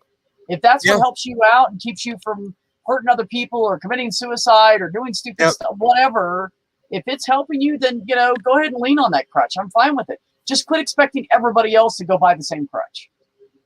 There's different brands out there. I've just reached the age where I feel sorry for I don't know. I was hate-filled at a time in my life, and I just feel sorry for people that are filled with so much rage and hate that they have to on the internet side, they just have to act out or say things to people, and that's not even in the real life side, Right. It's just so I found this whole thing of it's just so strange to me, Right. But I'm not here to lord over people. I'm, if anyone, wants to talk, hit me up in the DMs. I'm here for you. I know how it is to be down and out. I know how it is to be alone. Oh, hell yeah. If it wasn't, my son was at his mom's this weekend, and my voice was shot. It didn't dawn on me until I called Jen literally at like 7 o'clock at night that my voice was still shot because I hadn't talked all day, because I hadn't uttered one word because I was alone. Yeah. Which is strange to think. No, I don't talk to myself. I don't know. I'm starting to feel sorry for all the people who go out of their way to hate on people. You know, I have pillows on my bed. That's pretty much the same thing, Kate, as stuffed animals. I curl up with I have 2 cats though, so I get one here, one there, and pillows. I'm good. Sleep like a baby. I don't lay awake at all night going, what's going to happen? What's going to happen? Because, you know, the bottom line is none of us can control what's going to happen at all. We can try to guide it. We can try to steer down a better path to help ourselves. We can do all these different things, but there's only so much we can do. So I just hope that me not being a piece of shit and having good people in my life will come out good in the end. Whatever that means. I've learned to protect myself, so you're not a welcome mat, but I agree with you 100%. Yeah. Like, you know, and B, I know you stand up for yourself. For me, no, I'm timid. My middle name is Speak the F Up. See, that's why I'm bad at religion, and I would be bad in the military because I ask questions like, "Excuse me." You know, I've been fired from 2 jobs because I'm too brash. So have I. Yeah, I'm too brash. People can't handle. They don't know what to do with me. Do you know? Take it for what it's worth. Own it. Learn from it, and we will move on. And then it's not a mistake; it's a lesson. That's what you have to do. That's what I told them. I used to call it. You're too blunt. You're too brash. I used to call it the Marty McFly syndrome. When anybody would say anything to me, I'd be like, "What? What did you say?" And I'd have to like challenge it right then and there, you know. And to go on with Cadence and Purple are saying, I have a 5 foot. Well, no, it's 6 foot. I have a 6 foot Costco bear. You should look them up. They're huge. I bought one for Isaiah because I'm an idiot. And I also have a 4 foot minion. But that's a giant beanbag, and I felt sorry that the kids beat it up so much I put it in the rafters. No, Cadence. I was apparently intimidating the employees and not being gentle enough with them, because after several chances of stuff, and then I just lay it out to them. I mean, I'm always honest, but I start out gentle and I go into, by God, this is the fucking way it is. If you don't mind me asking, people don't want you to look them in the eye. People don't want you to tell them the truth. They can't handle it. So they say, I've even had friends tell me, well, you know, when people first meet you, you're intimidating. I'm like, me? What the fuck? Like, I get along with everybody. What are you talking about intimidating? Well, you look people in the eye. That's how I was raised. It's called being an adult. You're saying most people, something that's worth saying. You look somebody in the eye when you fucking say it, so they know you mean it. That intimidates me. No, I can tell. Like, again, I can tell where someone's from by when you meet somebody, or how old they are, almost, because they look you right in the eye. You know. Oh yeah. But I was raised. I always jokingly say I was raised by adults. So I was raised to look someone in the eye, yes. You know, have manners, say please and thank you. Adults. You know, like. Yeah, no, they can't handle the truth, Maya. They really can't. No. And I end up single because of it, and I end up losing friends because of it, or I end up losing a job because of it, or people start hating me at a job, and I just fucking get the hell out because screw it, because of it. But you know, oh well, this is me. Love it or hate it. That goes back to the whole religious thing, is that people want to live a lie. And then when they get confronted with the truth, you literally watch their world crumble in front of them. Yes. I got my... No, Von Reck, it scares people to look them in the eye. I don't know, man. I got suspended at my job. 2 years ago. See this? I work for a family-owned business, and I got suspended because I caught someone sleeping in the electrical room, and I cursed them out. Because they'd always go missing around after lunch, and you can't miss with the guy that has a key to every door on the building. I found him eventually. There you go. I hear I'm getting a reputation for calling people out when all I'm doing is saying what I see them doing. I'm not wrong or rude, so what's the problem, Bob? Yeah, agreed, Maya. I was always raised to speak up. Speak up if you see something wrong. Speak up. So I'm very. I did that with my supervisor. Actually, I finally had to fucking say something, man. So we had all these apartments, like it was like 8 or 10 of them that had to be ready in a 1 week period. He said oh yeah, I checked all the apartments, they're good to go. I ran the dishwashers and the wash machine in each one for like 15 minutes. Well, guess what? 4:30 on Saturday, 30 minutes before I'm supposed to leave work, somebody's dishwasher starts leaking. Ugh. They didn't take the plug out of the fucking garbage disposal, so it was spitting out the vent on the top of the sink.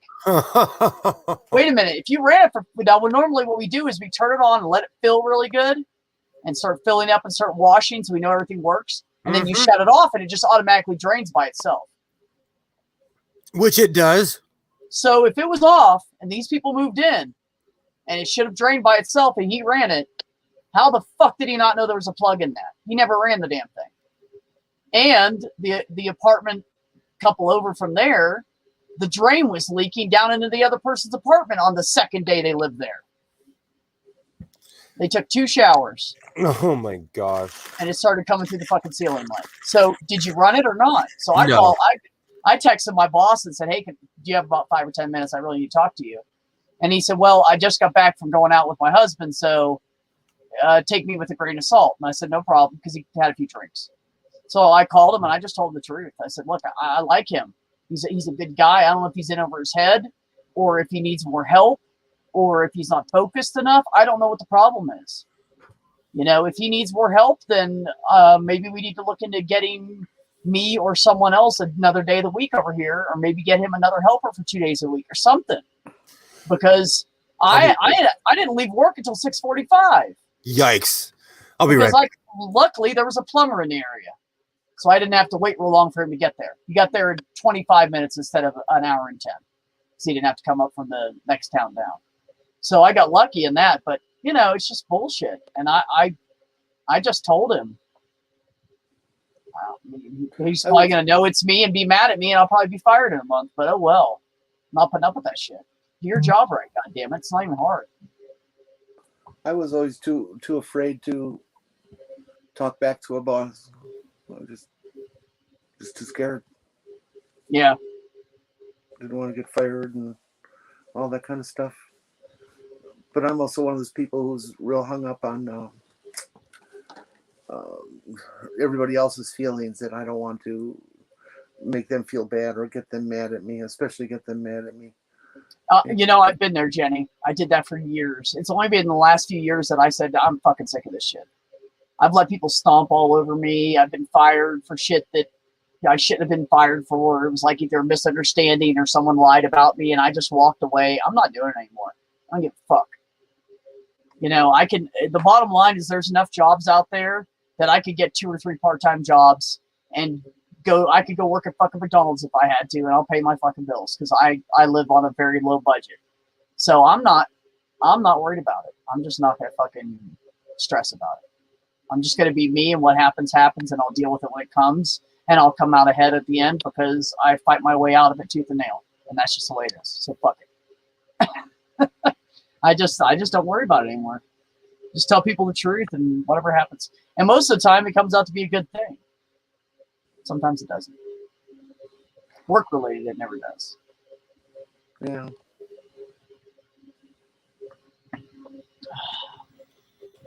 Ox. If I had you said a buck. I thought it said a brick. I thought you said if I had a brick for every time I told a boss where to stick their job.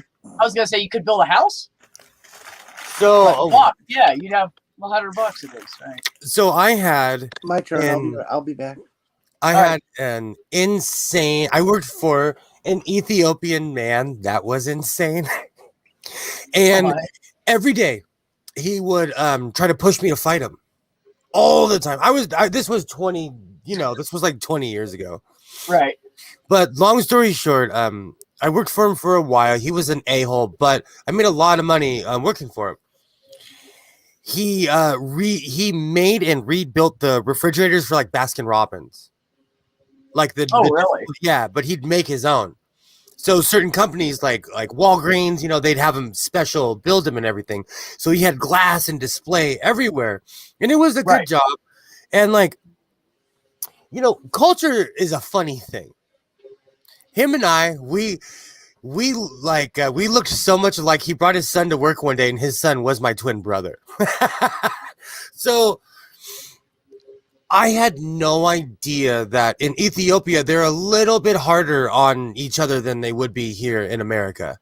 And long story short, he was being a dick to me because he thought that I was a little soft. And so I picked him up one day and I threw him through one of those refrigerators. This is after a year, okay? But listen, this is the funny part. He gets out of the refrigerator and he called me William because he couldn't pronounce my name because he was Ethiopian. He said, William, I knew you weren't a pussy, William. And I am like, you're psycho, bro. You're psycho. He was psychotic. He was insane. So basically, we were the same size.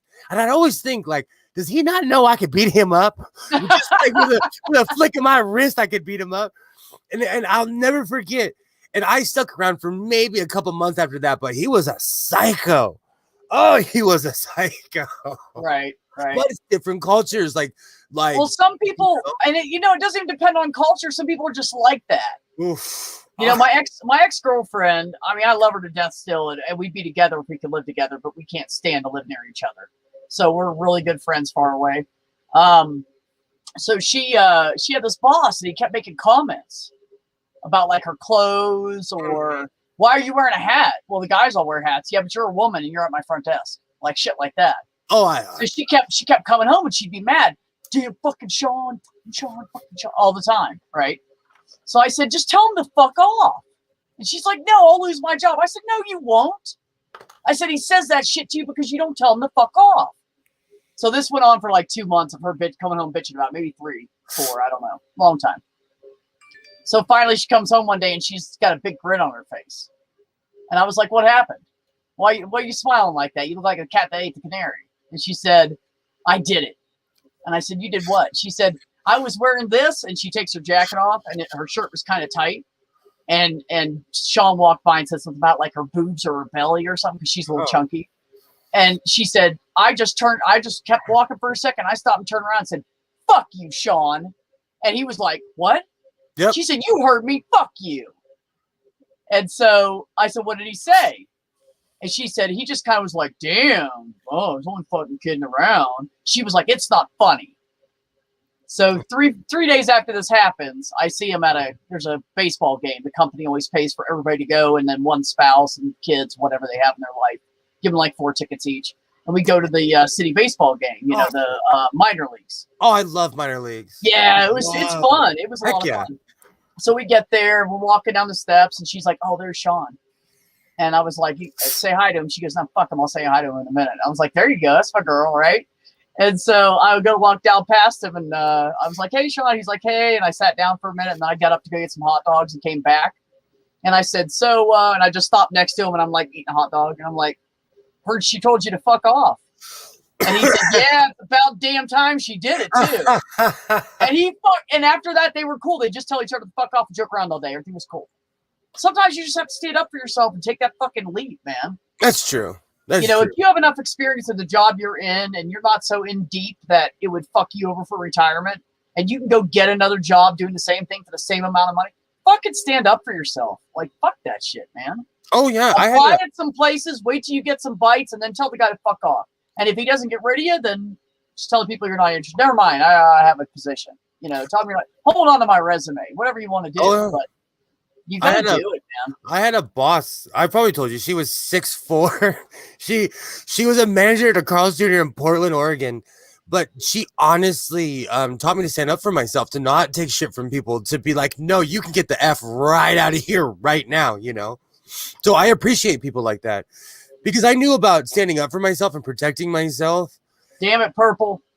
But like she taught me to be like, hey, no, if someone's wrong, you tell them immediately. Like, no, you got to go. If like I was overly polite and like in downtown Portland, there would be people that haven't bathed in a month that would try to walk in.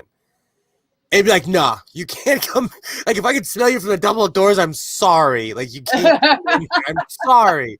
But my old boss would be like, get the F out of here, you know? Yeah. But it takes a certain, like, you have to, I'm one of those people that I take no shit. But, you know, I'm older, so I have a little bit more patience, you know? But Right. in real life, at my job, people know, you know? Yeah. But it's But different. see, that's the thing is I work with adults though, so it's a lot easier. Like we really don't have anyone under 30 anymore. So all the people I work with now, and it's because, you know, the younger generation, my job's hard. We do fire clearing. We do property clearing. Like it's not easy. Like there's a lot of paperwork. We have a big plush office, a big, you know, it's a really cool job, but it's a ton of hard work, you know? Yeah. Oh yeah. You know? So I don't know. So we don't have anyone under 30 anymore because you got to show up. It happens like that. Yes, it's true, Cadence. And you know, I think that's one of the reasons that I've had people tell me that I'm intimidated. Is honestly, I think part of it is because I figured out who I am, and I love myself, and I think it shows. And some people call me cocky. And I'm like, no, I'm not. I'm just confident. And I'm sorry that bugs people. Maybe they aren't. And no, I'm not confident about my gut. I need to lose some weight. But besides that, I'm good with me, you know? Absolutely. So if that bothers people, I mean, that's their shit, not mine. That's not my issue to fix. Now, if you want to come to me and talk about it, and I'll help you fix your shit, because I can do that. But don't be mad at me because you can't fix your shit and I did. Sorry. I'm heartless like that too, though. I have a cutoff point though of helping people where I'm like, I've helped you enough. Yeah. Just learning to say fuck it. Yeah, exactly. It's true. My thing is like I had to learn to be independent. And I'm not saying like in the sense of like, oh, I don't need anybody, but like it took a while for me to like I live alone. You know, my son lives here, you know, but I can't have roommates. Let's just put it that way. I'm one of those people. Yeah, I'm not good with it either, man. You know, I put things in certain places, and unless my cat accidentally knocks it off, I expect it to be there when I come back. I don't want people to move my shit. I keep all my work stuff in one pile, and I've had people like move it around, or I put it away. What do you mean you put it away? It's the stuff I put in my pockets to take to work with me every single day. You don't put that. It was away. Yeah. It was sitting on a hat on the table by the door. That's away. That's where it goes. Don't fuck with my shit. Because then in the morning I'm going, oh shit, what do I? And I always forget something because I'm not awake yet. I mean, I don't get up like an hour before I go to work. I get up like 15 to 20 minutes, long enough to make coffee. I start the coffee pot. I take a piss, I get my shit ready, I put my clothes on, I pour my coffee, I leave. So I'm not awake yet. I need that pile. I'm not going to get up an hour ahead of time and then sit there and feel tired. It makes me feel tired, and then I don't want to go to work. I'm like, fuck, I don't want to get out of this chair now. Once I get up, I just go and I do it all day, and then I get home and then I'm done. That's how I do every day. I make stew for coffee. I make coffee so thick you could walk on it. So I wake up about an hour before I have to go somewhere and I drink coffee because I have to wake up. I have to. I'm one of those people. I will crash if you put me in the car. Like I'm still out of it. You know, I gotta get the blood flowing. Yeah, it's actually not a bad song. Could have been done a little better, but the meaning's good. What was that old song? I'm supposed to bounce back after each and every fall. I'm supposed to bounce back. I am a rubber ball. Wasn't that like what old rock band was that? It came out in like the mid 80s. No, you got me now. I feel like they're the ones that had the red jacket. The Scorpion? No. If you say it, I'll know it. Not Motley. Is it Motley Crue? No. Devo? You're getting close, though. So they still perform. Who'd you say, Jenny? Devo? Oh no, not that. Not quite that old. Devo, they're still putting out songs to this very day. And with flower pots on their head. yeah. And I've seen the Scorpions twice, once at the Orange County Fair and one at the LA County Fair. Scorpions are awesome. Scorpions are absolutely awesome. Nice. Yeah, I've only seen a handful of bands in person. I saw Tom Petty in 1993, I believe, in Virginia. I think it was 93 in Virginia. And then I saw also in Virginia, I saw Metallica. Oh, awesome. And then I saw Melissa Etheridge in Virginia. I saw somebody in Florida. I think it might have been, I think it was Metallica. I can't remember who the other people were. I think I saw Metallica twice. I've seen Slayer like 15 times, System of a Down too many times. I've seen Ozzy like 4 or 5 times. I actually have gone to a lot of rap festivals too. And I don't know if you guys have ever heard of the rapper Nas, but I at a festival called Rock the Bells, he jumped out of a helicopter, and Is that who sang that? I swore he broke his ankle. I swore, but he got up and he like did his whole set, but he was kind of hobbling. It was actually kind of funny. So if you're out there, kids, don't jump out of a helicopter in the middle of your show. Yeah, I'm mixing up bands. Richard would probably know that. So he borrowed this album, vinyl album off of somebody, and we had a record player, and we put it on and we were listening to it. It was quite right, wasn't it? I think it was quite right. Anyways, we were listening to it. Mom pulled up in the driveway. We were like, shut it off, she'll kill us. There's cuss words in this. And we like hit it, and he took it back to his room and hit it, gave it back to his buddy later. But we listened to it, we were like, yeah, look, this thing plays hard rock too. You're bringing me back to where a friend of mine gave me an Andrew Dice Clay tape. Oh, God. I had never heard so much cursing in my life. There you go, Ox. That's the words. One of the original penis comedians. Who? Andrew Dice Clay. Oh my God. I had I used to do impressions of him with a cigarette. I went and bought all his tapes. Well, somebody had to. I was young and impressionable. You know what's sad? I used to be a fan of Bill Cosby. Do you know what's so sad? Me too. Like a hardcore fan. Do you know what's so sad? If it might have makes you feel any better, Andrew Dice Clay is like going the route of Wayne Newton, where he's owned by Las Vegas and like Atlantic City. So he basically goes from like casino to casino. So he could go performing in front of like 15 people to 1,500. I cannot stand Wayne Newton. He has been a plague for my entire life. I hated him when he was a child singer. I hated him when he was a young adult. I hated him when he started in Vegas. Wayne Newton has never done anything for me. Why is he? How old is Wayne Newton? He's got to be 70 something. 110. No, I don't know. Alexa, how old is Wayne Newton? Wayne Newton is 79 years old. 70. Born on April Good call, Jenny. 1942. Good call. You should retire and go live with Barry Manilow. He looks so weathered and leathered. Wow, I know people his age that look way better. I know people that are 79, 80 that look wow. That's what liquid tanner will do to you. Be Well, careful. not just Liquid Tanner. You've never seen me close up. I am terribly, terribly wrinkled for my age, and it's from the UV of welding. Has anybody ever heard of Marcel Marceau? Yes. The mime, right? Yeah, he's a mime.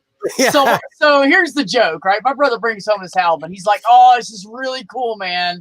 You got to listen to this album." And I was like, "Who is it?" And I'm looking at the cover, and it's just like an outline figure. You know, it does a kind of white face, just whatever mimes do, whatever that is. So he's doing that. He's got that shit going on, but it's kind of like a silhouette, if you will. So I was like, "Who is this guy?" And he's like, "Oh man, you're gonna." Like Richard was always playing pranks on everybody when we were kids. So he's like, "Oh man, you're gonna love this!" And he's like really hyping it up. And he puts it in, and I have the album in my hand, and he puts it in, and he turns it on, and he just stands there, and he's like, and I'm like waiting, I'm waiting, and it's just the sound of the record. It's all you can fucking hear. Oh, that's funny. And I looked at it, and I was like, "What the fuck?" And he goes, "He's a mime." And I flipped it over, and it said, like, I didn't flip the album cover over. If I would have read the back, I would have. Yeah, he's totally. But it was like, and he had tracks written on there, like 12 tracks. Here's the names of the songs, kind of tracks. And it was dead silent. And he sold them like crazy, and there was no sound on them. And Like laughed. record. And And laughed. laughed. All It the way was so down. funny that people bought the shit out of it. Oh wow, I'd be pissed. I say that you guys look that up, find one of those records, buy it. The kids are getting into the record players again. Give them one of those. See what they do. I was at Walmart on Saturday. I felt like it was 1988. I always go in the electronics section. I'm always looking for a chord. I need one of these or one of those, and they had records. I said, All over the new "What?" mics. Yeah, I know. What? And it makes me laugh. I almost bought Led Zeppelin, and I was like, no, I refuse to participate in this, because I remember, like, I found an Ozzy record at a thrift store in Arizona, and I felt like I'd won the Super Bowl. Wait a minute, Walmart is selling Led Zeppelin on vinyl? Yes. No shit. And Tupac t-shirts. If I see you with a Tupac t-shirt, I'm gonna say something to you. I would You're not- never wear if you're Tupac. wearing I a don't Tupac, even know who that is. no, he was a rapper. But if you're wearing a Tupac t-shirt, you're not guys old try. enough. Yeah, you're not old enough to know who Tupac is. So I've certainly heard the name. I think I know what he looks like, but I've never heard any of his work. And I just my know whole nothing point about is him. Walmart is whoring out my childhood, and I'm angry. Oh, Richard said that the crowd reaction from Marcel Marceau was recorded on that. I never listened to it that far in. So it was just people laughing and stuff and reacting to what he was doing. Oh, on okay. stage. At least they But got still, you think it's music, and it's really just random laughter. it tripped me out. And also, because I have the insight at all the thrift stores, which basically means that I know all everyone that works in all the thrift stores. The older box TVs, the prices are going up because more people are at home. They're buying them for their old school video games now. Oh, Because I asked her, I said, why don't you guys are like, you don't have electronics anymore. And she's like, you'd be surprised. And they're basically repackaging them and reselling them. So companies are like, oh, this is a trend now. So we're taking our old TVs back. So Sony's like, you can't sell our TVs anymore. oh my gosh. Yeah. Because people are buying them. And, you can get an old 32-inch box TV for $15, for $20, Not anymore. Right. So if you see one, go get it. Right. Right. And Kate is right. Oh, go ahead, B. Yeah, no, that's what I was going to ask you about. So what do you know about Tupac's death? Like, who killed him? Was it drug related? Was it some competitive rapper shit? So I think, see, I'm not into conspiracy theories. I think that album was on eBay for 100. It was somebody in the grassy knoll. Which one, Ox? It's Go almost ahead, on that go ahead. same level because people think that Suge Knight shot Tupac, but Suge Knight got shot too. But I've met Suge Knight in real life. He is a 6'6", 300, 400 pound something wall of a human being. Like, he's not a small dude. So even if someone was trying to shoot Tupac, they're gonna shoot Suge Knight because they were in the same car. And Suge Knight is this much. Tupac was little, Right. compared to Suge Knight. Tupac was average side. He was just buff because he worked out all the time, but he wasn't like, but Suge Knight was wall of a human being. So you think they went after him and Tupac got hit in the process? Because you go after a big dude, you shoot him because he's gonna fucking kill you. See, there's a saying like no one survives LA because Notorious B.I.G. got murdered in LA. So honestly, I'm gonna tell you the honest truth. There's a saying like in the old school world, it's not the patched in guys you have to worry about. It's not the real gangsters you have to worry about. It's the wannabes.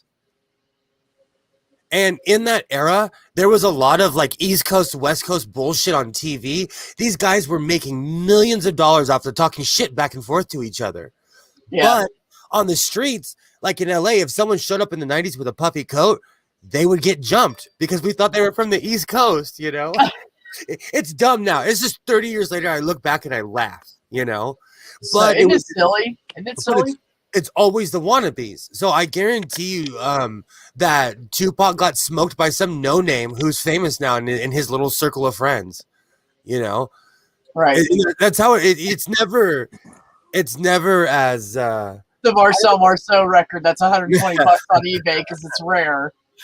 90 minutes of silence and 1 minute of applause. I'd be so mad. You see why he had me stand there for a good 5 minutes listening to the record, just go. So, like I said, I'm not into conspiracy theories, but like if you talk a lot of trash, someone will eventually try to kill you. Like if you say F you enough, if you scare enough people, and I'm not even trying to crack jokes, but look at the Tiger King. He talked shit. That's all he did. He shot a bunch of people, and now he's doing 30 years in prison. He will die in prison. Oh yeah. Like if you he talk, was a fucking weirdo anyway. He was, and weird. And I always I have a soft spot in my heart for the Tiger King just because he was a complete wreck, and Yeah, Purple agrees with you, Will.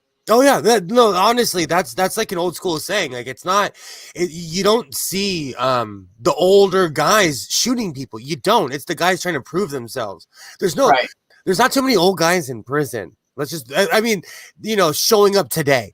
You don't see 40, 50-year-olds showing up today in prison. It's all so I think that it's not as exciting as everybody wants it to be. And Tupac is the Black Elvis because people still say they see him everywhere. They're like, I saw him in Bermuda.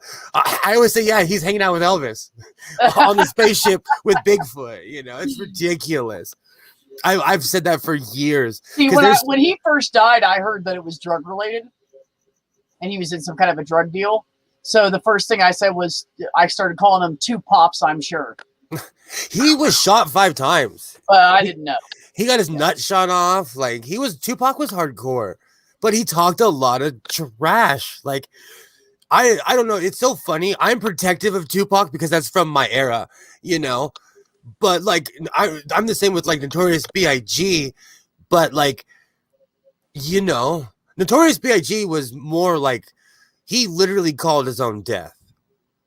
Yeah, he did. They were talking about him on NPR. Yeah, he knew he was going to. They talked to this guy that played music back when he was a kid. The guy's old as fuck now. Mm-hmm.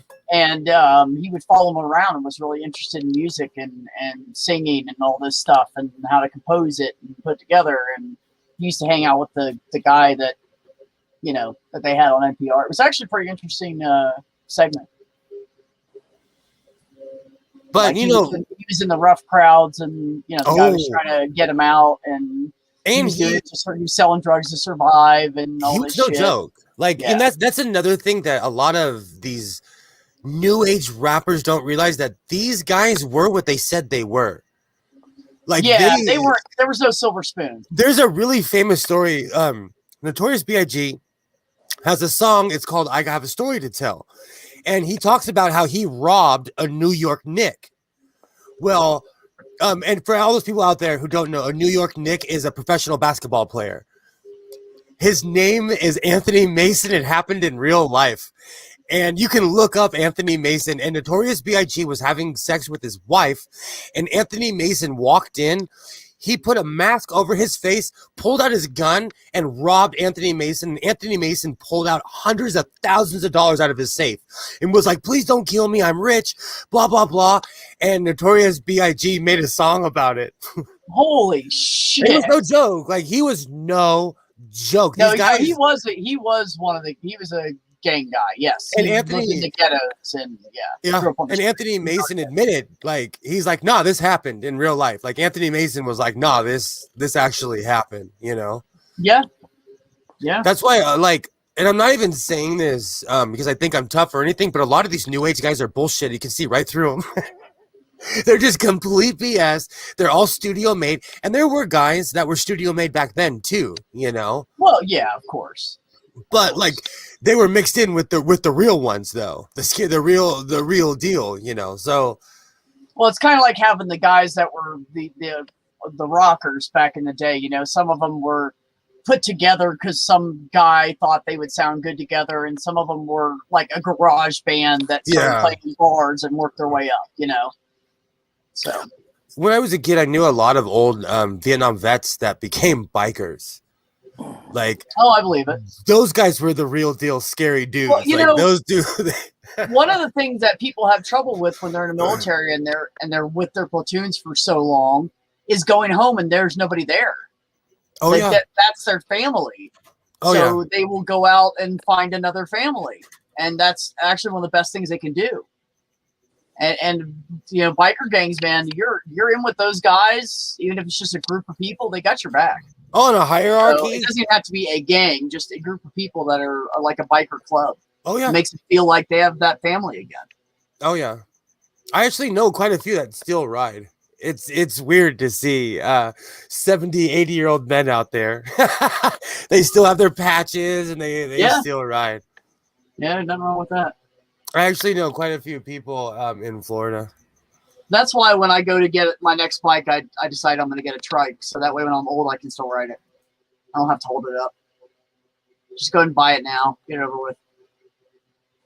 So anyway, I am exhausted. I saw that look. Yeah, I'm done. Be I haven't nice. seen dinner either, Are you so I'm guys are you guys done tearing apart my generation now? No, we were not. We were tearing apart our generation, actually. And I'm offended. Like, I'm offended that they're reselling my generation. It's repackaged. And I saw someone the other day. I saw someone who wasn't alive during the Michael Jordan era post something about Michael Jordan, and I was like, "Oh, too much Twitter for today," because I got mad. I was like, "You don't even know what you're talking about, kid. Get out of here!" You know. So, yeah, yeah, it's true though. Wear a mask. Don't be a dick. Be nice. All those usual things I say. Yeah, really. Like, don't be an inconsiderate, disrespectful fucking asshole. Yeah, exactly. Live a good life. Grow some confidence in yourself if you need it. Help each other out. Watch out for each other, and be at peace.